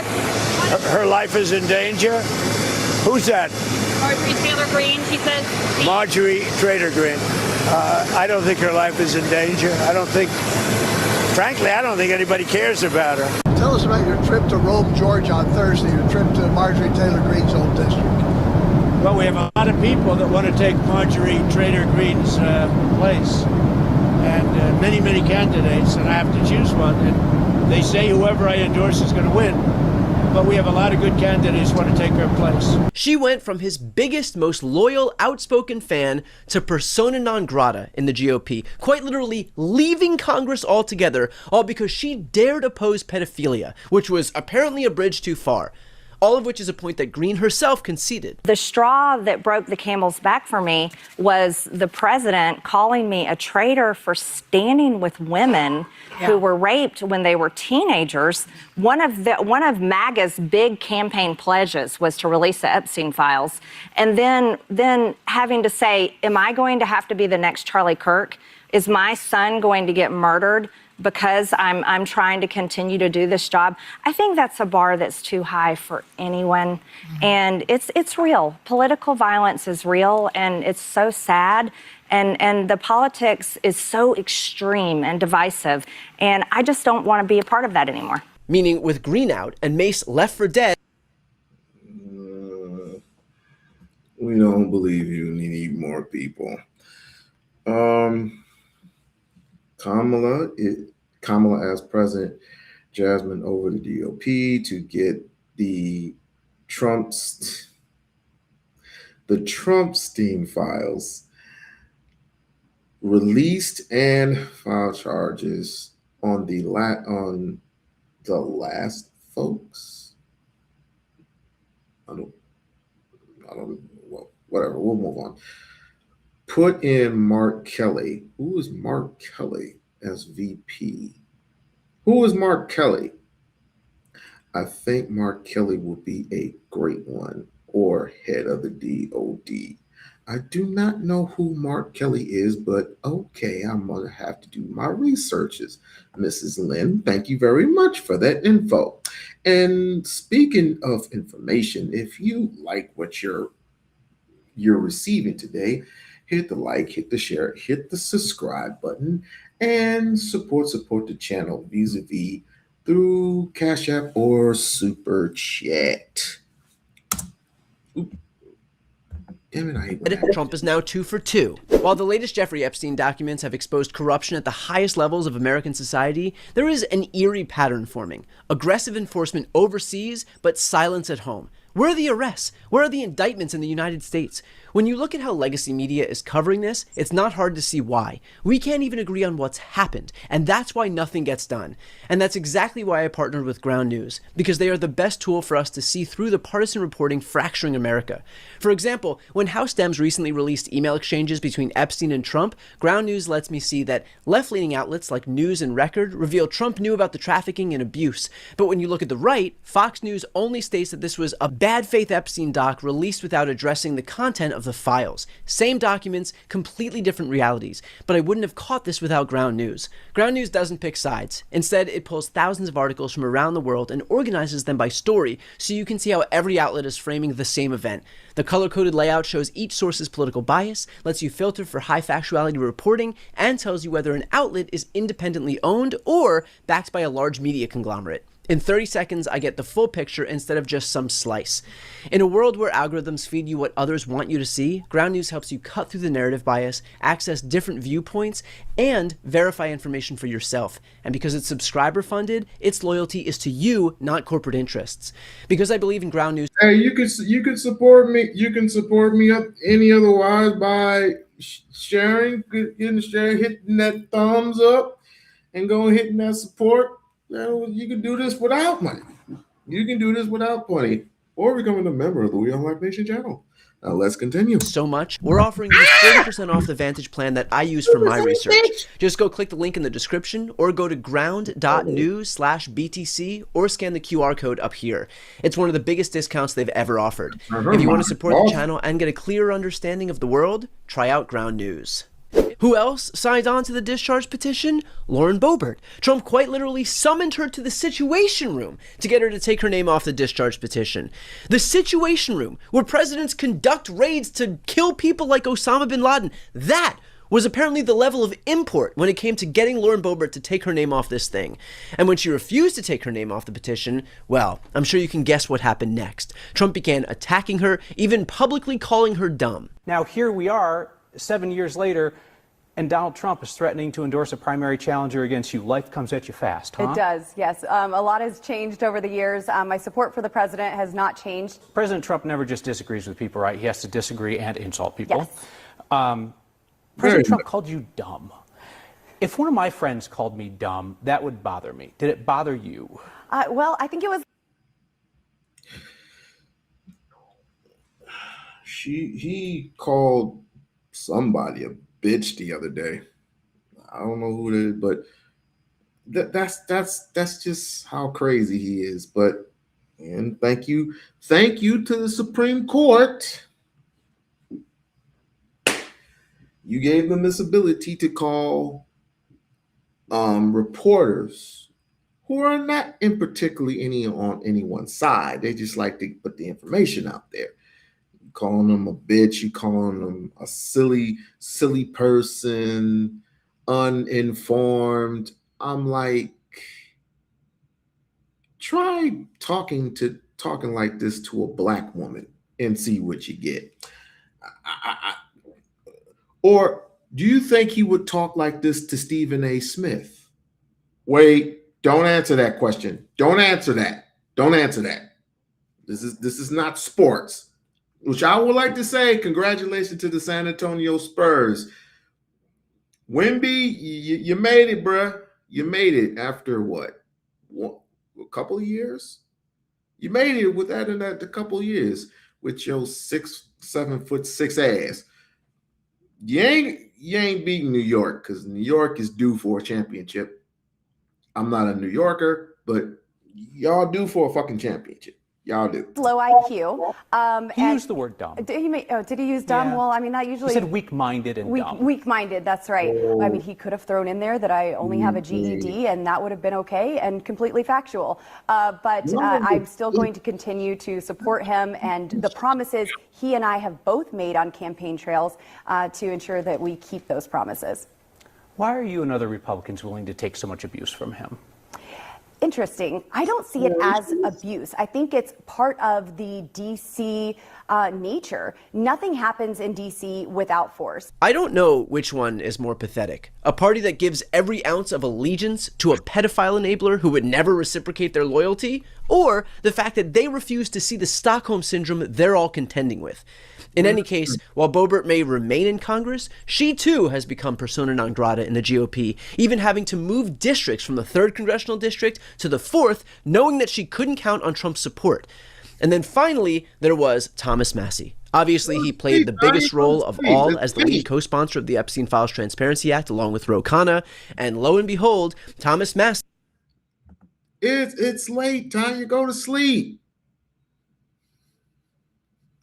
She knows she wants to give us. She knows she wants to give us everything. I don't know, everybody. Y'all, it's damn near 4 o'clock in the fucking morning on the East Coast, ain't it? It's almost 4 o'clock in the morning or some shit. You see, what time is it? No, it's 3 o'clock in the morning. 3 o'clock in the morning, and you could have been in bed anywhere in the world, but you are here with me, and I do appreciate y'all. I do appreciate y'all. You didn't have to be here, but you're here, and I do. I'm internally grateful. I'm definitely eternally grateful. Tanya, please go to sleep. Someone who voted with Republicans more than 90% of the time, a member of Congress so conservative that this was what his family Christmas card looked like, Massey lost his primary challenge. And all the while, the entire GOP quietly agreed that they would all pretend it had nothing to do with Jeffrey. What his family districts from the 3rd congressional district to the 4th, knowing that she couldn't count on Trump's support. And then finally, there was Thomas Massey. Obviously, he played the biggest role of all as the lead co-sponsor of the Epstein Files Transparency Act, along with Ro Khanna. And lo and behold, Thomas Massey, someone who voted with Republicans more than 90% of the time, a member of Congress so conservative that this was what his family Christmas card looked like, Massey lost his primary challenge. And all the while, the entire GOP quietly agreed that they would all pretend it had nothing to do with Jeffrey Epstein. Case in point, I think a whole bunch of white people with machine guns.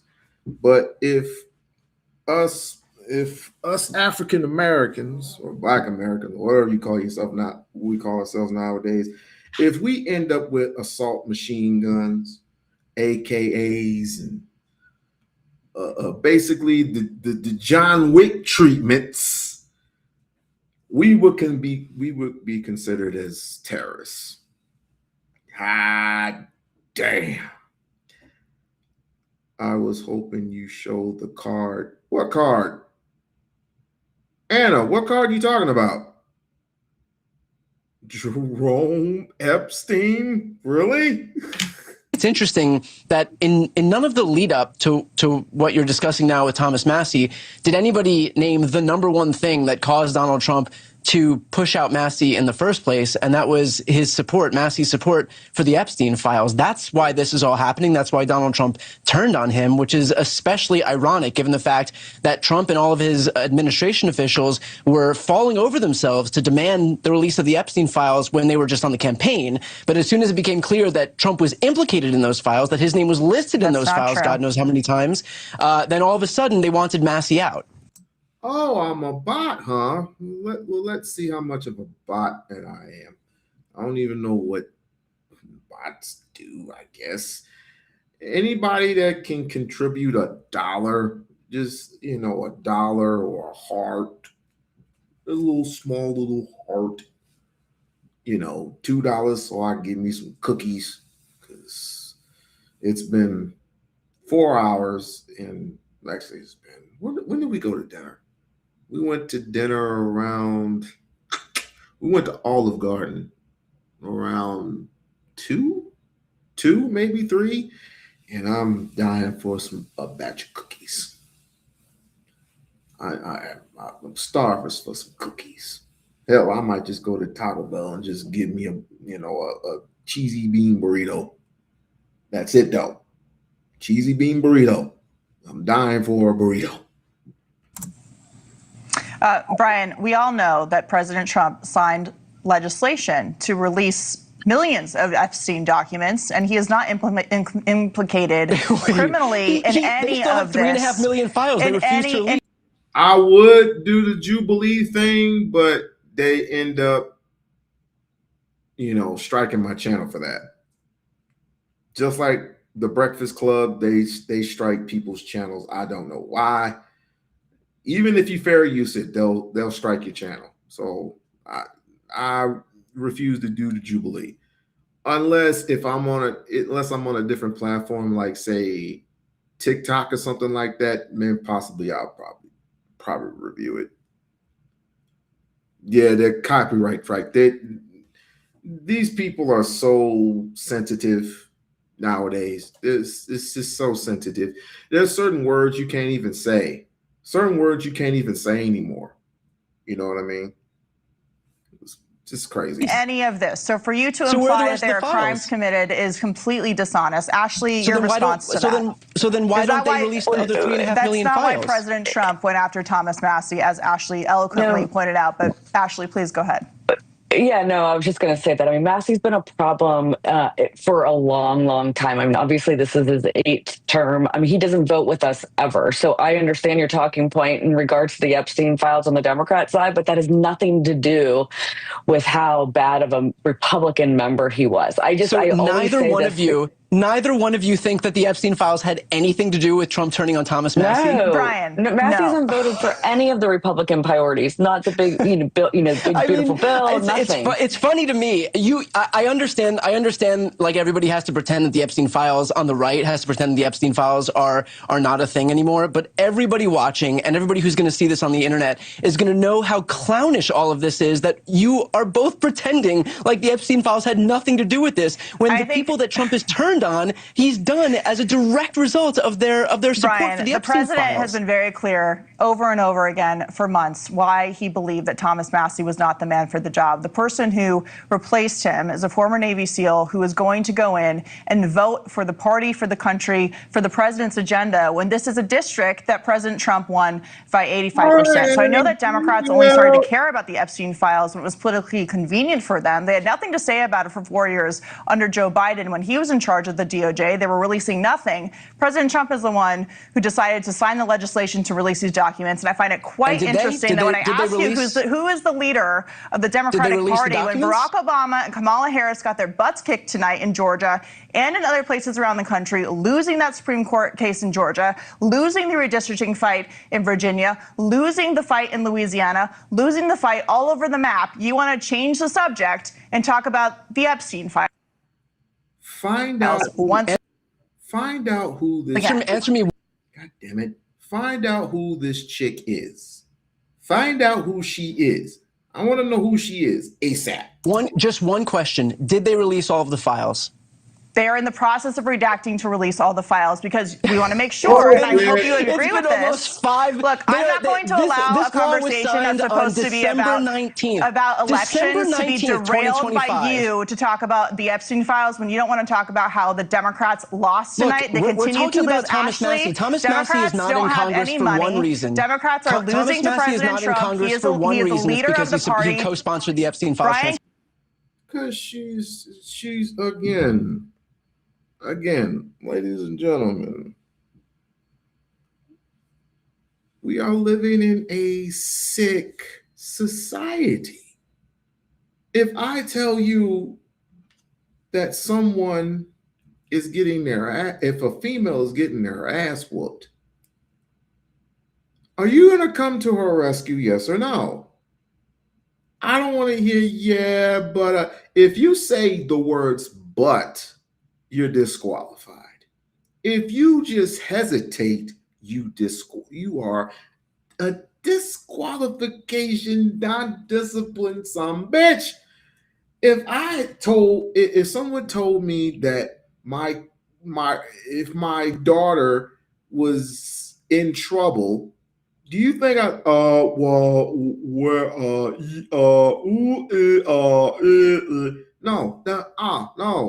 No, my father raised me a different way. I'm bulldozing over every fucking thing in sight. And you should want to do that with your kids. If your kids are any type of trouble, good, bad, or indifferent, you're supposed to get them, grab them, and take them to safety. Now, I know this is going to be controversial, but reality is reality. These were white children that were bought, paid, and sold through Epstein. And there are many different other people. Entertainers were involved. A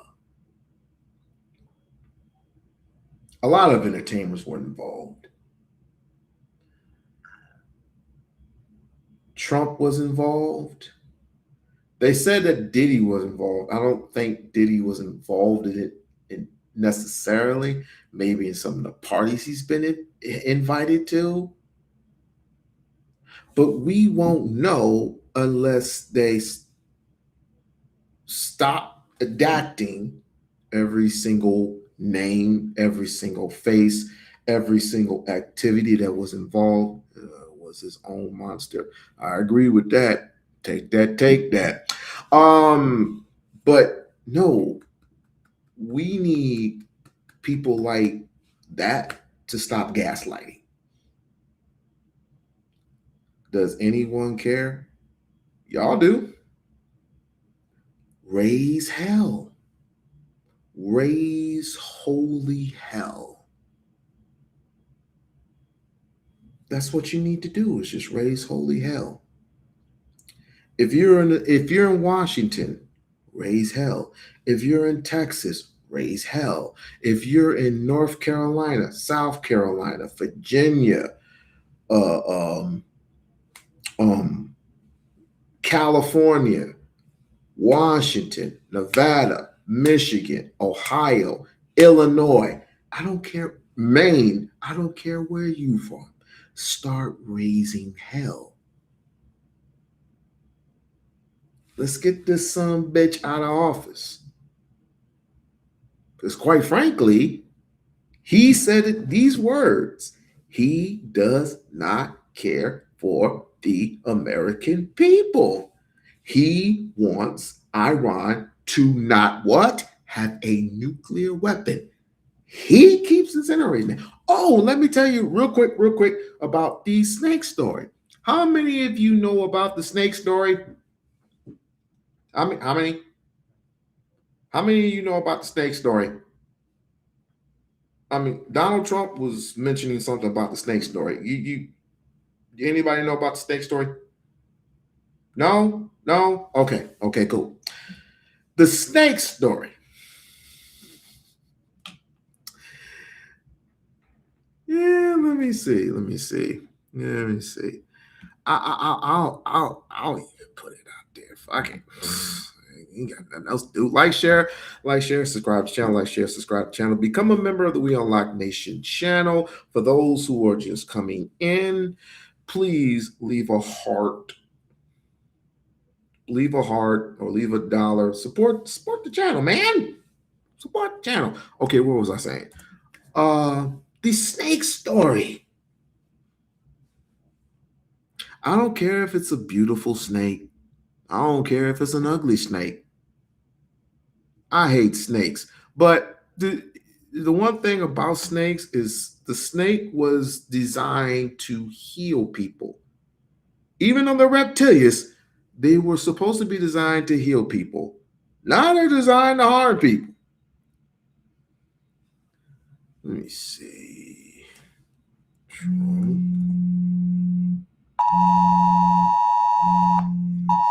I know damn well.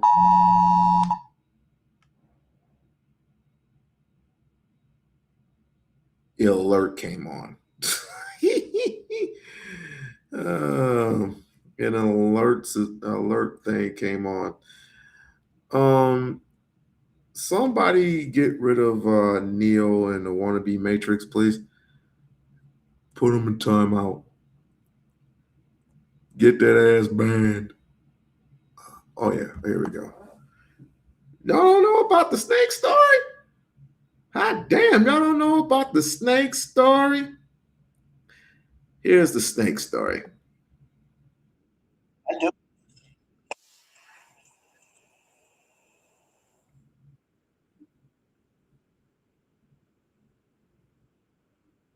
All right, thank you, man.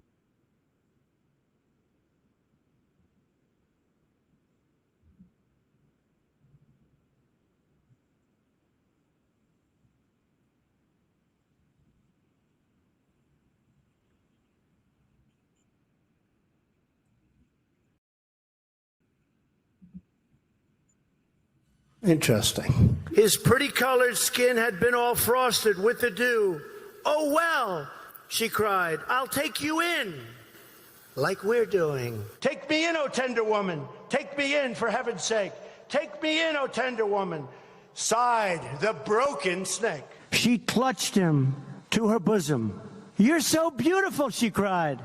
But if I hadn't brought you in by now, oh heavens, you would have died. She stroked his pretty skin again and kissed and held him tight.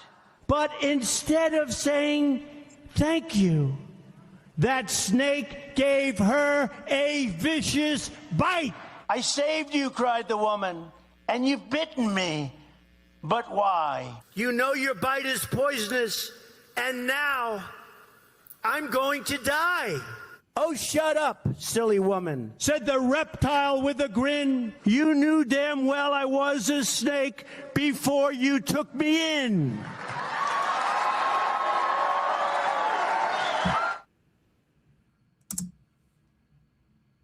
This means you all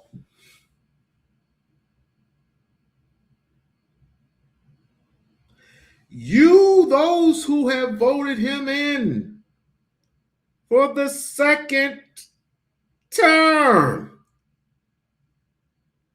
I wonder how this feels to get bit. I never voted for the motherfucker, so I don't have to get bit.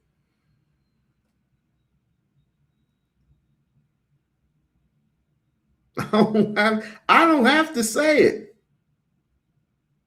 I do not have to say it. He said it. These are his words. They're coming out of his mouth. The snake doesn't just bite the woman. The snake says, "Shut up, you silly woman." The snake reveals in the moment that he is killing the woman, like, this was a con all along. I don't care. You knew damn well I was a snake when you let me in. And here we are. We're at that moment in the story. Because yes, we did. Donald Trump was a snake, and we did let him in twice. And now he is biting us over and over and over and basically calling us stupid. His second term has turned into an absolute feast of corruption and vindictive prosecution and self-aggrandizement. We watch as he awards himself a $1.8 billion slush fund for him and the January 6th insurrectionists, and we know, Lord knows, because his soul belongs to the Khazars. We know. Whoever else. We know. And the ballroom he's building, where the East Wing used to be, that he wants $1 billion of your dollars for. Or this renovation of the Lincoln Memorial Reflecting Pool, where Trump's guy got a no-bid contract from the government because they had to rush quick and finish it before the 4th. We're learning about the president's stock trading, which is on a level that no one has ever seen from a politician anywhere, including Congress. 3,700 transactions in the first 3 months of this year. Oh, it's an outside firm that handles those trades, he says. So it must be sheer coincidence, for instance. His portfolio is filled with the same companies whose CEOs went to China with him, or with Dell Computer. Earlier this year, more than $1 million worth of stock was bought for the Trump org. Then Donald Trump went out and told everyone, literally, go buy a Dell. Then yesterday, the Pentagon announced a $9.7 billion contract with, wait for it, yes, you got it, Dell Computer. A $10 billion deal. And in after hours trading tonight, their stock was up almost 40%. Now, Dell says they won the contract fair and square. You can decide whether you find that credible. We are here, and we are going to be blessed yet again from Hammer Nation. If I can get this goddamn thing going. Hey, go ahead. Hey, We-On-Loc Nation. What? Okay. I thought I told you to go to bed. I went to sleep, but Gary woke me up. Okay. Oh, okay. All right. My go cat. ahead. My cat. Oh, your cat woke. Okay. Oh, fun. Hey, you black conservatives. I don't really feel sorry for none of y'all because you got what you got with this dude. Now look what he's doing. You got that ballroom, the UFC fight arena for the 200th anniversary.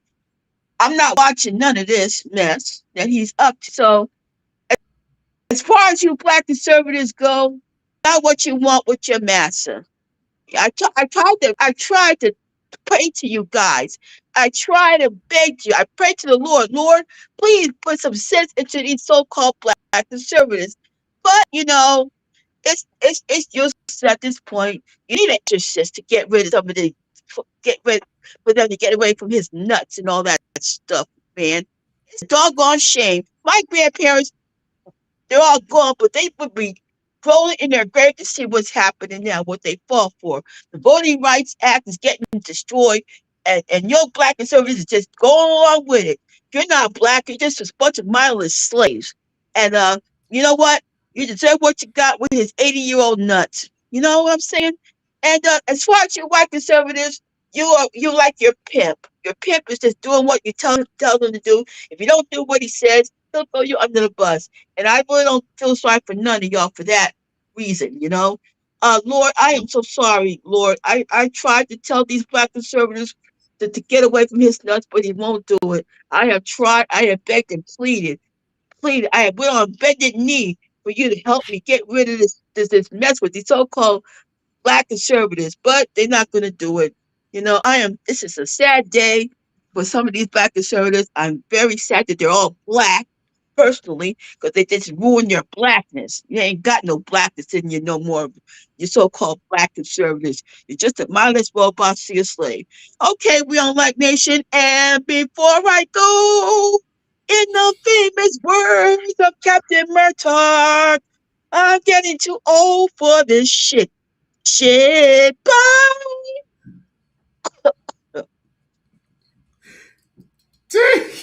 Take yourself to bed. Great, Tanya. Oh my God, she need to let that. She need to let some of that. The you know what? Keep harkening, because some of these people on his nuts hard. A lot of these motherfuckers on these nuts. How you take the gun? How you like it when Trump takes control of the country? He's letting go all the immigrants so we can have all of our white nation, Aryan brotherhood country back again. And it's crazy. FBA ain't right either.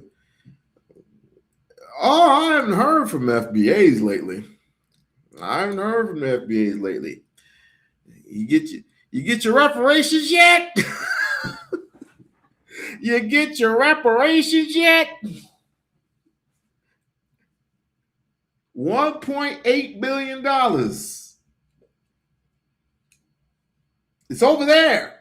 Wait a minute. I do have a serious question. Why do you want to blame Democrats for not giving y'all reparations? I believe that the EVS crew is really, you know what? You know what? Fuck that. Y'all forced me to do it. Y'all forced me to fucking do it. It's late at night and I don't care. It's just late at night. I want to give a shout out to the amazing Lucas dude. Give a shout out. No, you know what? I ain't gonna do that to him. I want to give somebody who's a little bit more political in it. I want y'all to listen, like literally listen. I want to give a shout out to Isaiah Martin. I already, you know what? Me and him really need to collabo. Isaiah Martin and I really need to collabo on this. You know what I'm saying? Very good brother, knows his shit.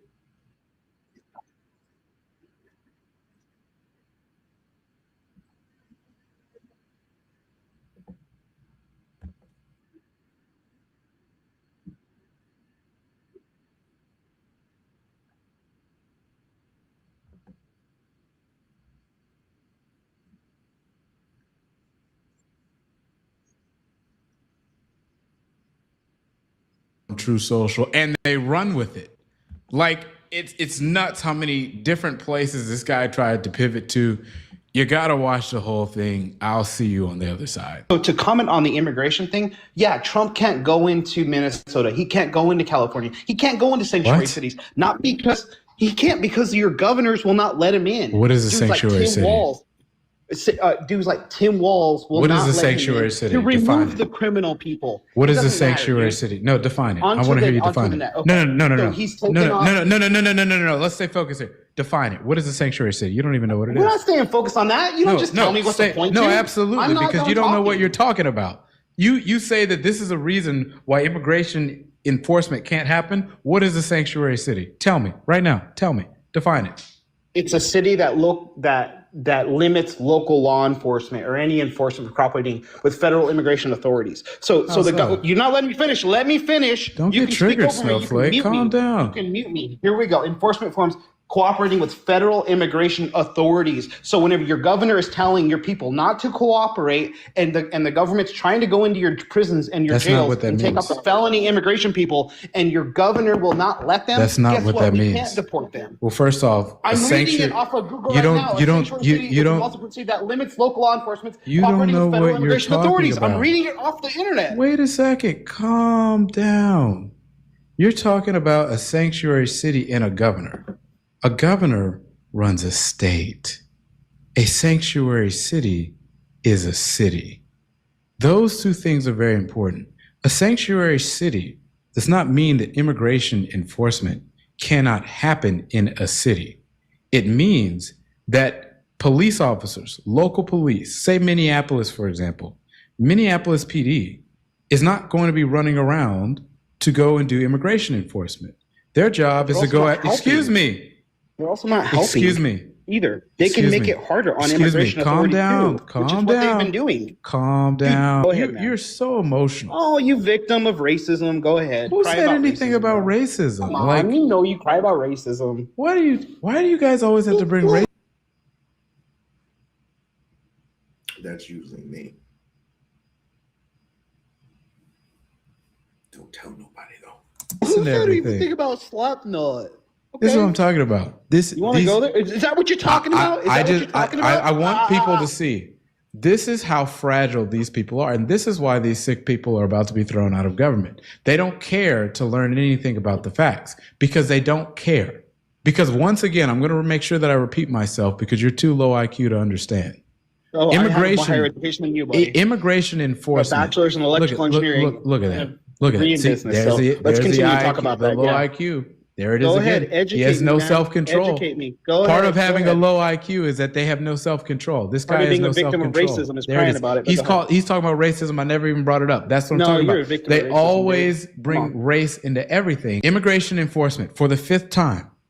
Immigration enforcement can still happen in states with a sanctuary city. What a sanctuary city is that Minneapolis PD is more focused on going after robbers and murderers and actual people that are committing crimes in their state or in their city. It's not the role of a local police officer to go do immigration enforcement. One, they're not trained. Two, it devotes more funds out of the city budget.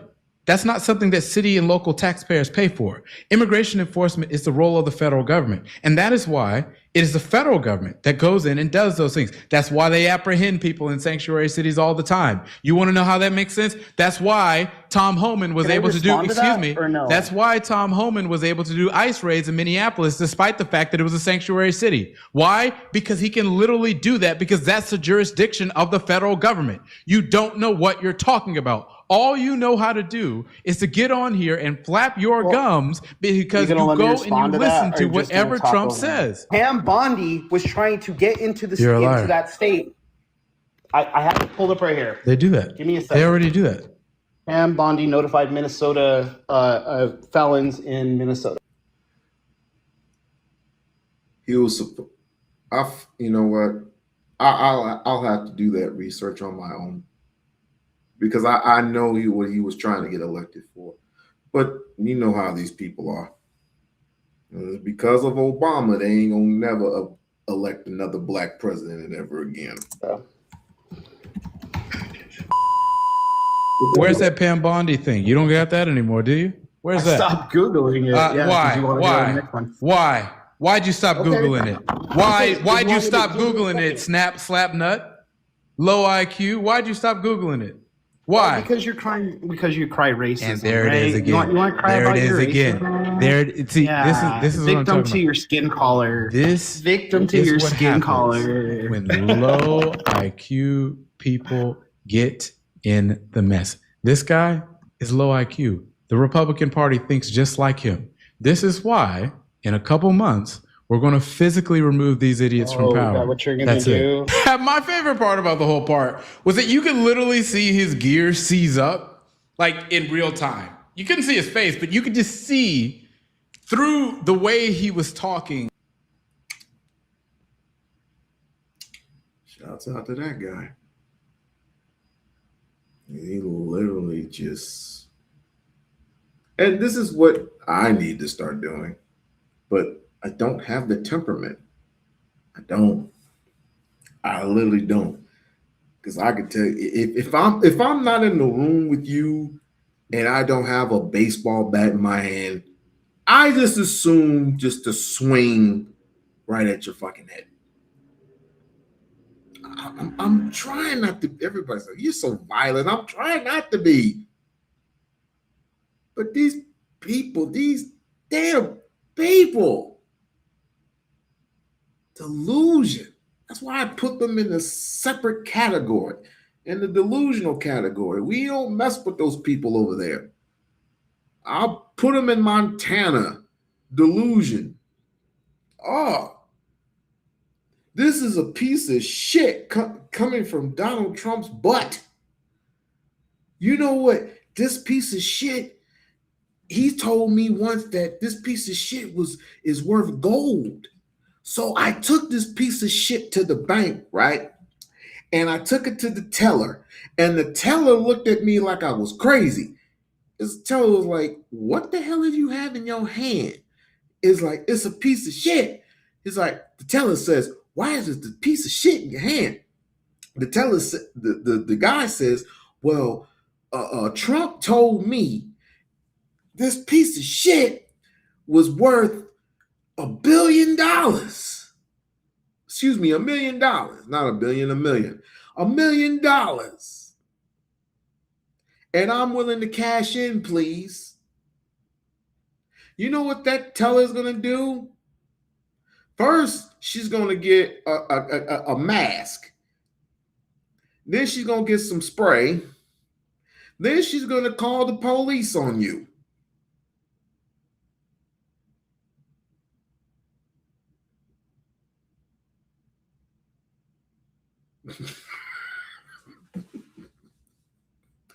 She is literally going to call the police on you because you said that this piece of shit and the statue, by the way, which why are people? I think Donald Trump does this just to gas y'all up, make y'all report shit and report shit and report shit. Oh, he put his name on the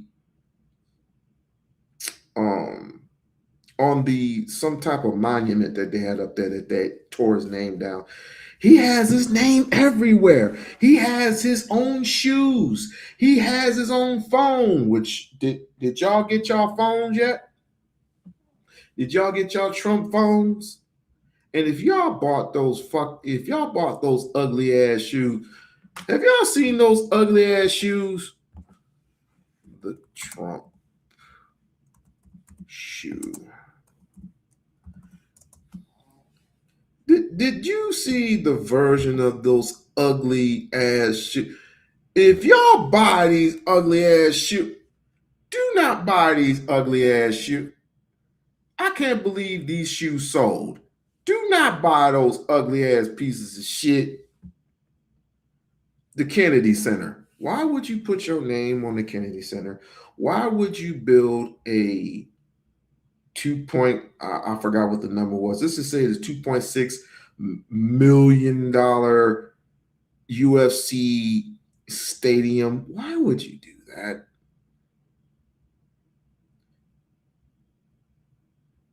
The Trump ones. Y'all buy that shit. Burn them shits. You know how much they would charge at the I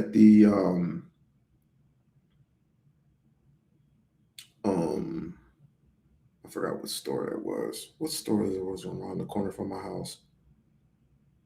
The buy trade. Well, I can just skip that part, but y'all buy them. Don't buy them fucking shoes. Do not buy them fucking shoes. Well, that's basically it for me. So I just want to let you know how crazy this shit is. We're gonna wait for mainly what this week is Monday. So Monday is supposed to be negotiation week. Monday is supposed to be negotiation week, which I don't know what they're negotiating. Of course, like I said, it's going to be the same deal, going to be the same structural deal as before.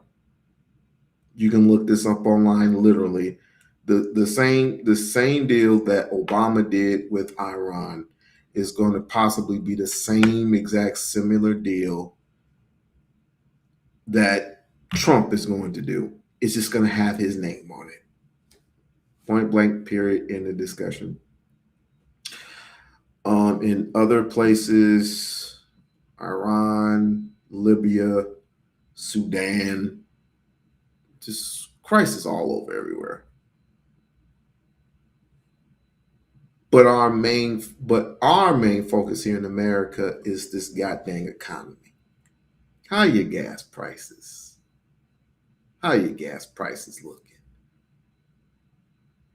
Ain't looking too sweet, ain't it? I don't know. It's looking hella messy. Even though it hadn't moved, it hasn't moved an iota.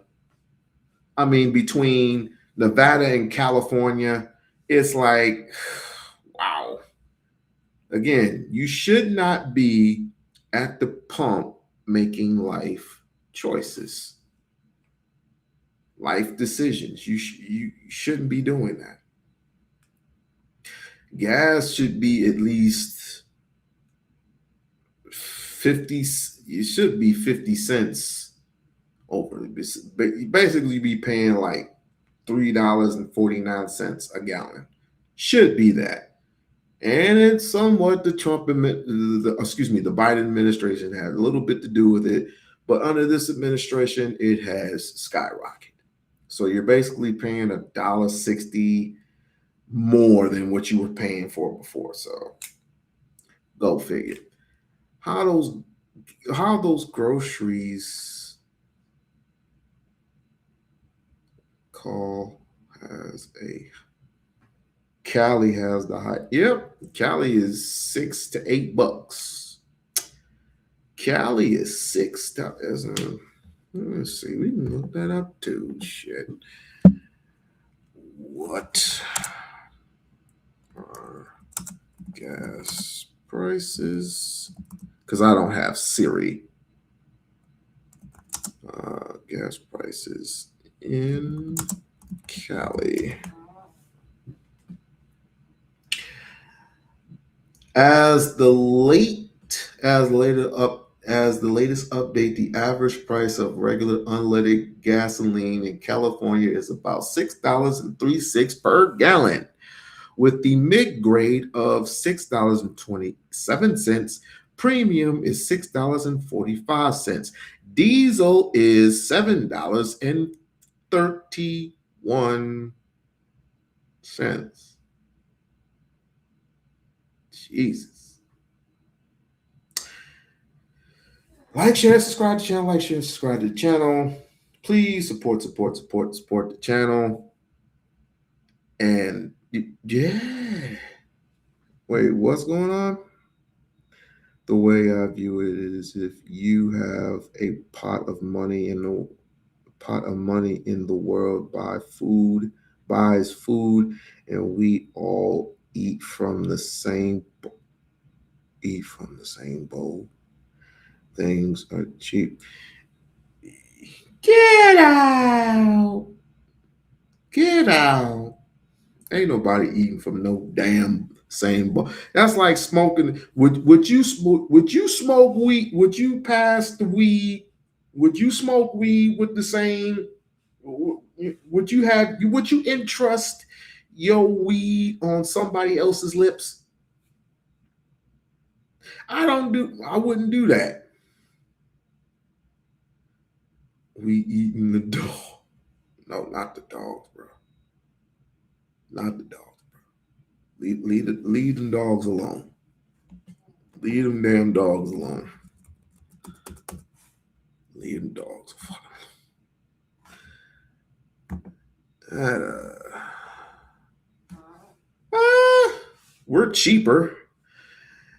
Latest updates, stateside average gas prices, unleaded gasoline in the state of Nevada is $5.15. $5.15.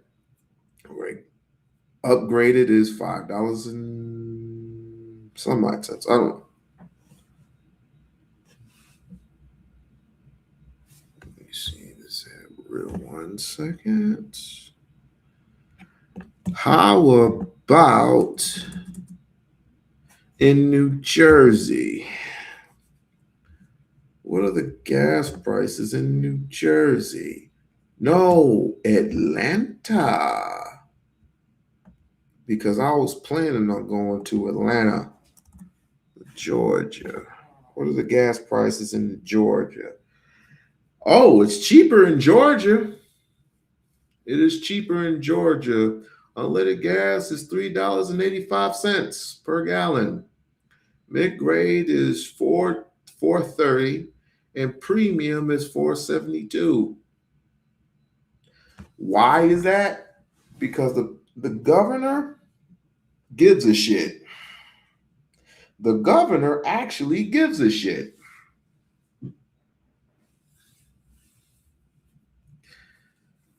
But I'll also, if you are living in the South, do your voting. Do some early voting. Show up to the polls. Go ahead and vote.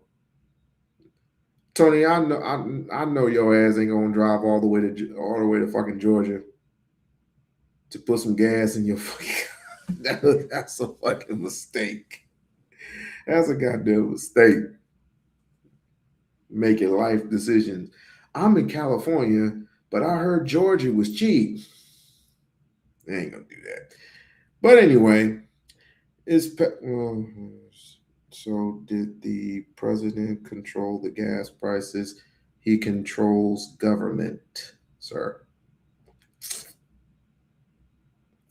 He controls the Senate, the courts, the House, and the Department of Justice. This is on his watch, sir. The war in Iran is causing all this to go on. I don't want to hear shit about Biden. Is Biden in the White House? Hello? Is Biden in the White House? Yeah, I knew it was COVID, but is Biden in the White House? Wait, let me look this up. Let me see. Is Biden in the White House? Because he just allegedly had a stroke. So, is Biden in the White House? Current status on, but I didn't ask for that. President. So it says here. Excuse me. It says President Biden is no longer in the White House. So why should I give two ticks of a fat rat's ass about what Biden did? Why should I care? Why should I fucking care? Can the president force gas stations to lower the gas prices in the if the House and the House and the Congress, everything works through the House, sir. Everything works through the House. It's not just the presidency. Everything works through the House. All the money, everything works in the House. Hey, Barb, you about 2 hours late. But it's you. I love you. I love you. So I'll stay a little bit for you. But everything is decided through the House.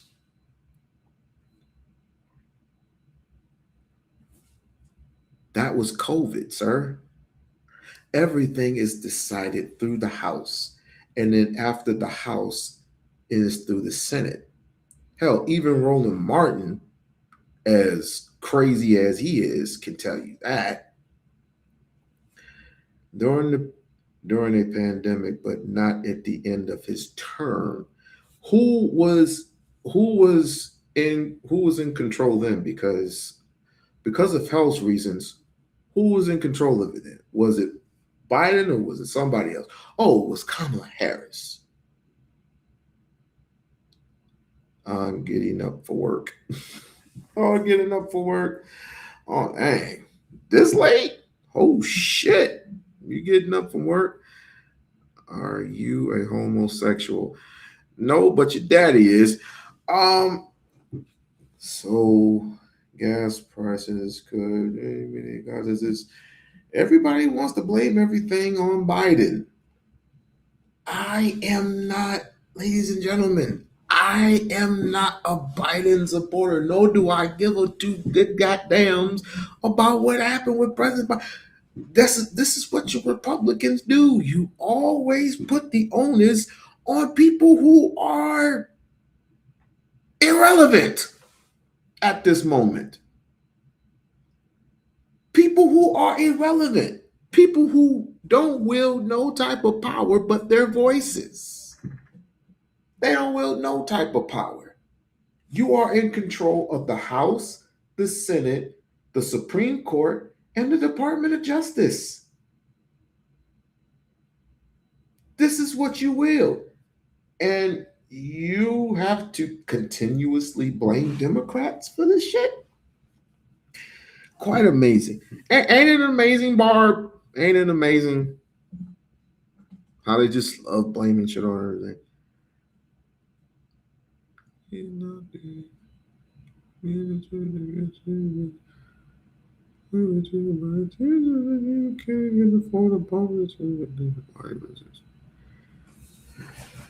Who can illustrate it? Yeah, it is amazing. Who can illustrate it better than I can? Oh, I know how. I know who. Dang, do I want to fit? I'm just going to finish this up.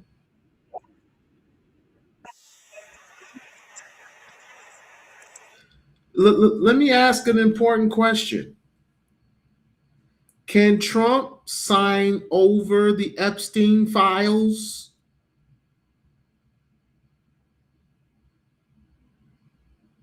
Can Trump sign over the Epstein files?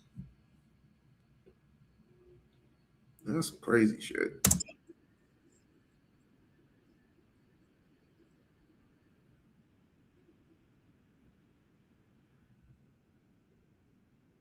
Oh, now we mute my bitch.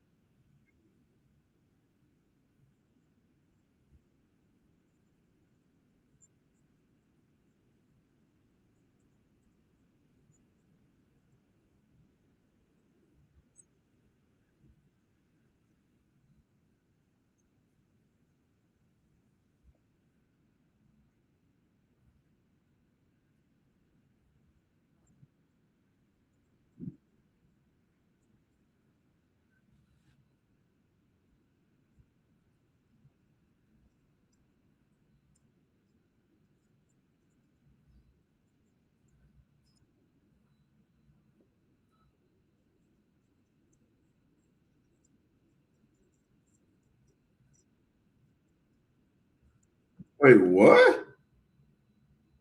He said that too?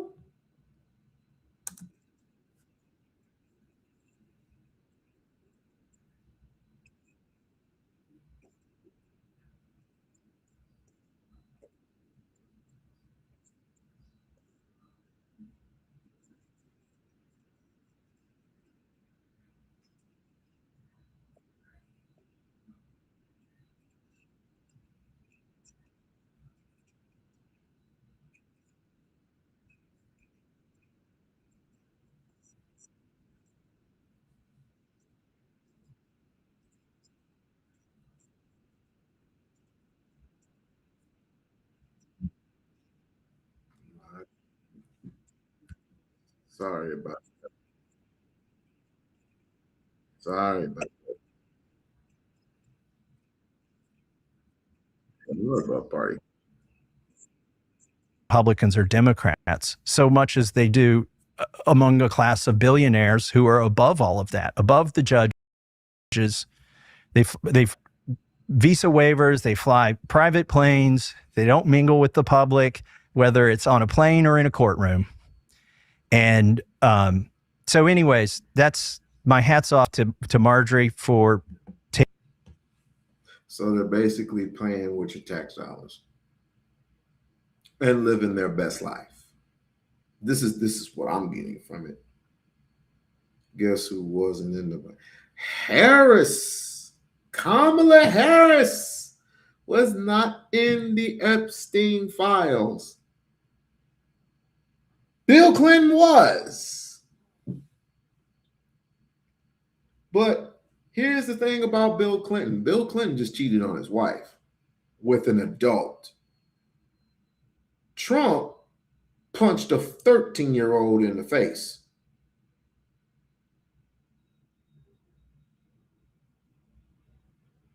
I'll say it again.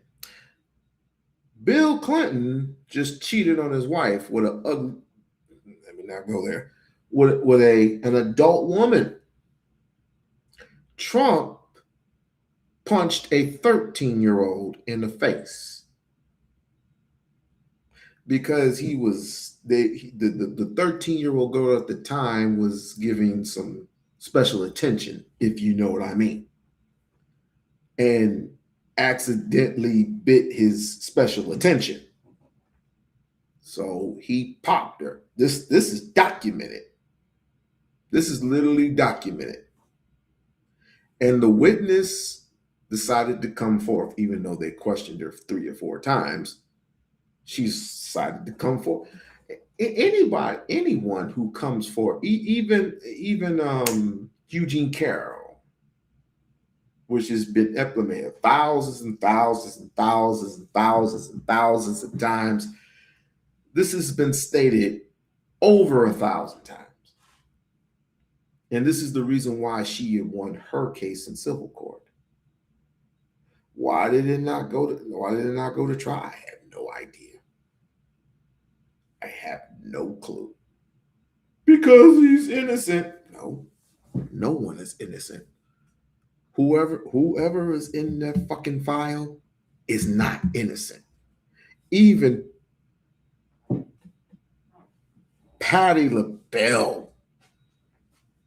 Patti LaBelle, your card is going to be revoked. You Patti fucking LaBelle. That's crazy.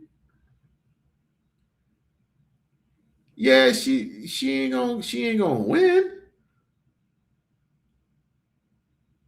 Eugene Carroll, like everybody else that he sues, he is not going to win.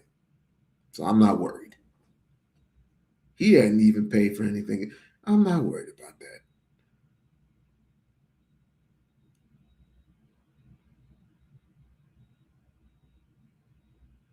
Everybody he is trying to, Letitia James trying to go, he went after Letitia James not once but twice and lost both times.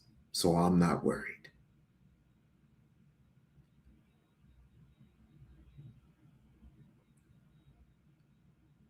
He already won the trial of appeals. How?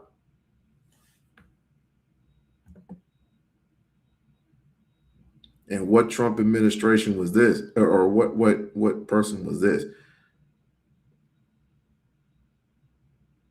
Bro, I don't know you. Welcome to the channel, though.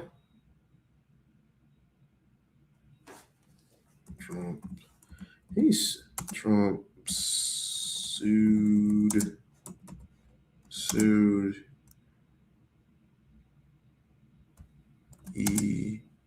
is it Eugene Carol.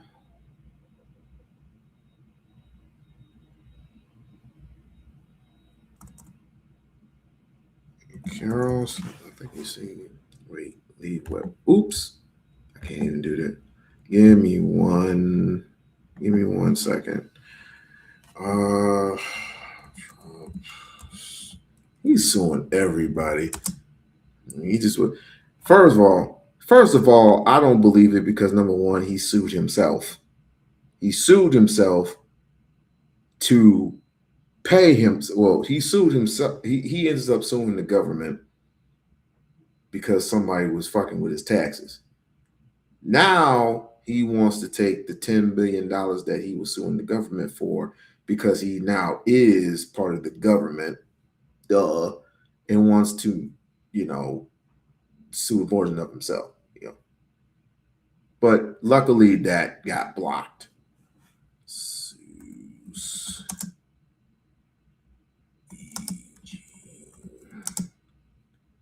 Carol, I guess. There's a new Trump versus Carol lawsuit conviction. How Eugene Carroll's two lawsuits result nearly a $90 million conviction. Is going $90 million verdict, $90 million in verdicts, and what the outgoing appeal means to both cases. The legal team between writers Eugene Carroll and Donald Trump produced two separate civil lawsuits, two jury trials, and a combination of $88.3 millions in damages. Though both cases grew from the same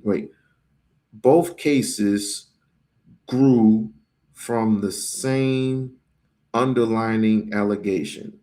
They traveled through the courts on different timelines, involved different legal claims, and results of the verdict months apart. Both verdicts, why is there two verdicts? Should be just one. Both verdicts have survived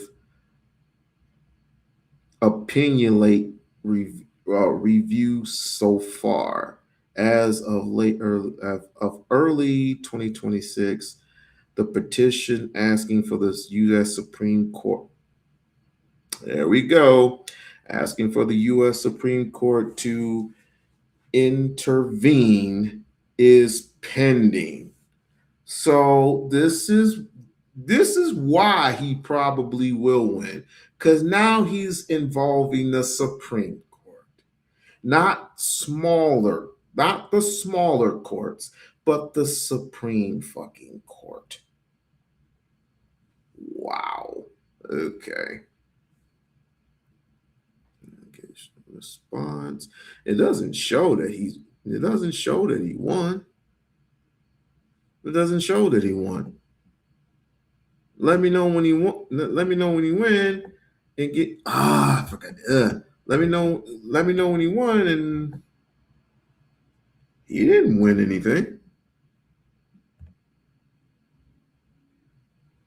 These cases are still ongoing. Yeah, they're still pending. And these are two different types of lawsuits.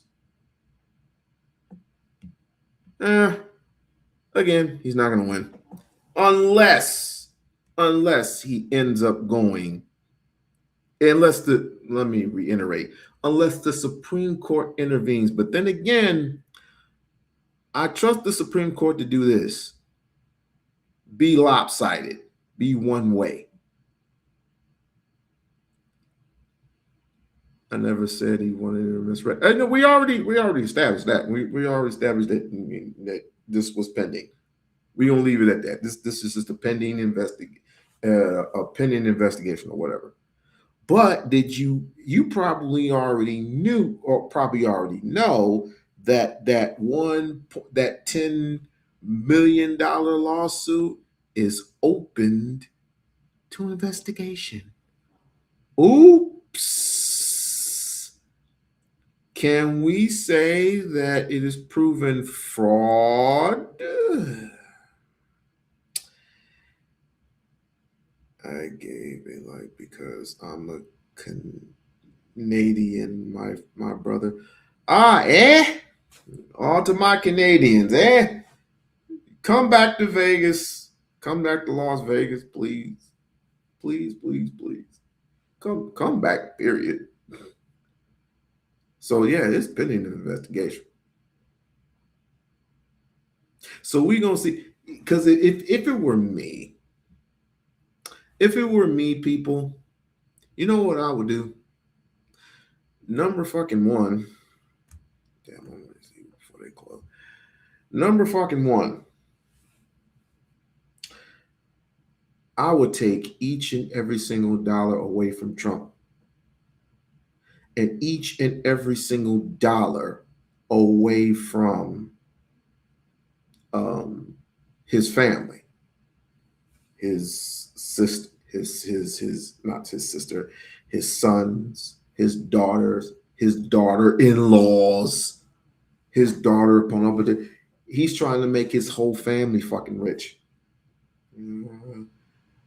It won't let me remove it, but it probably doesn't matter anyway. I doubt Locke will see it. See what? What am I supposed to see?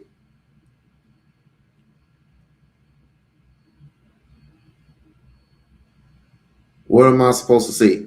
I can grab it real quick. What am I supposed to see, Bart? Donald Trump is broken.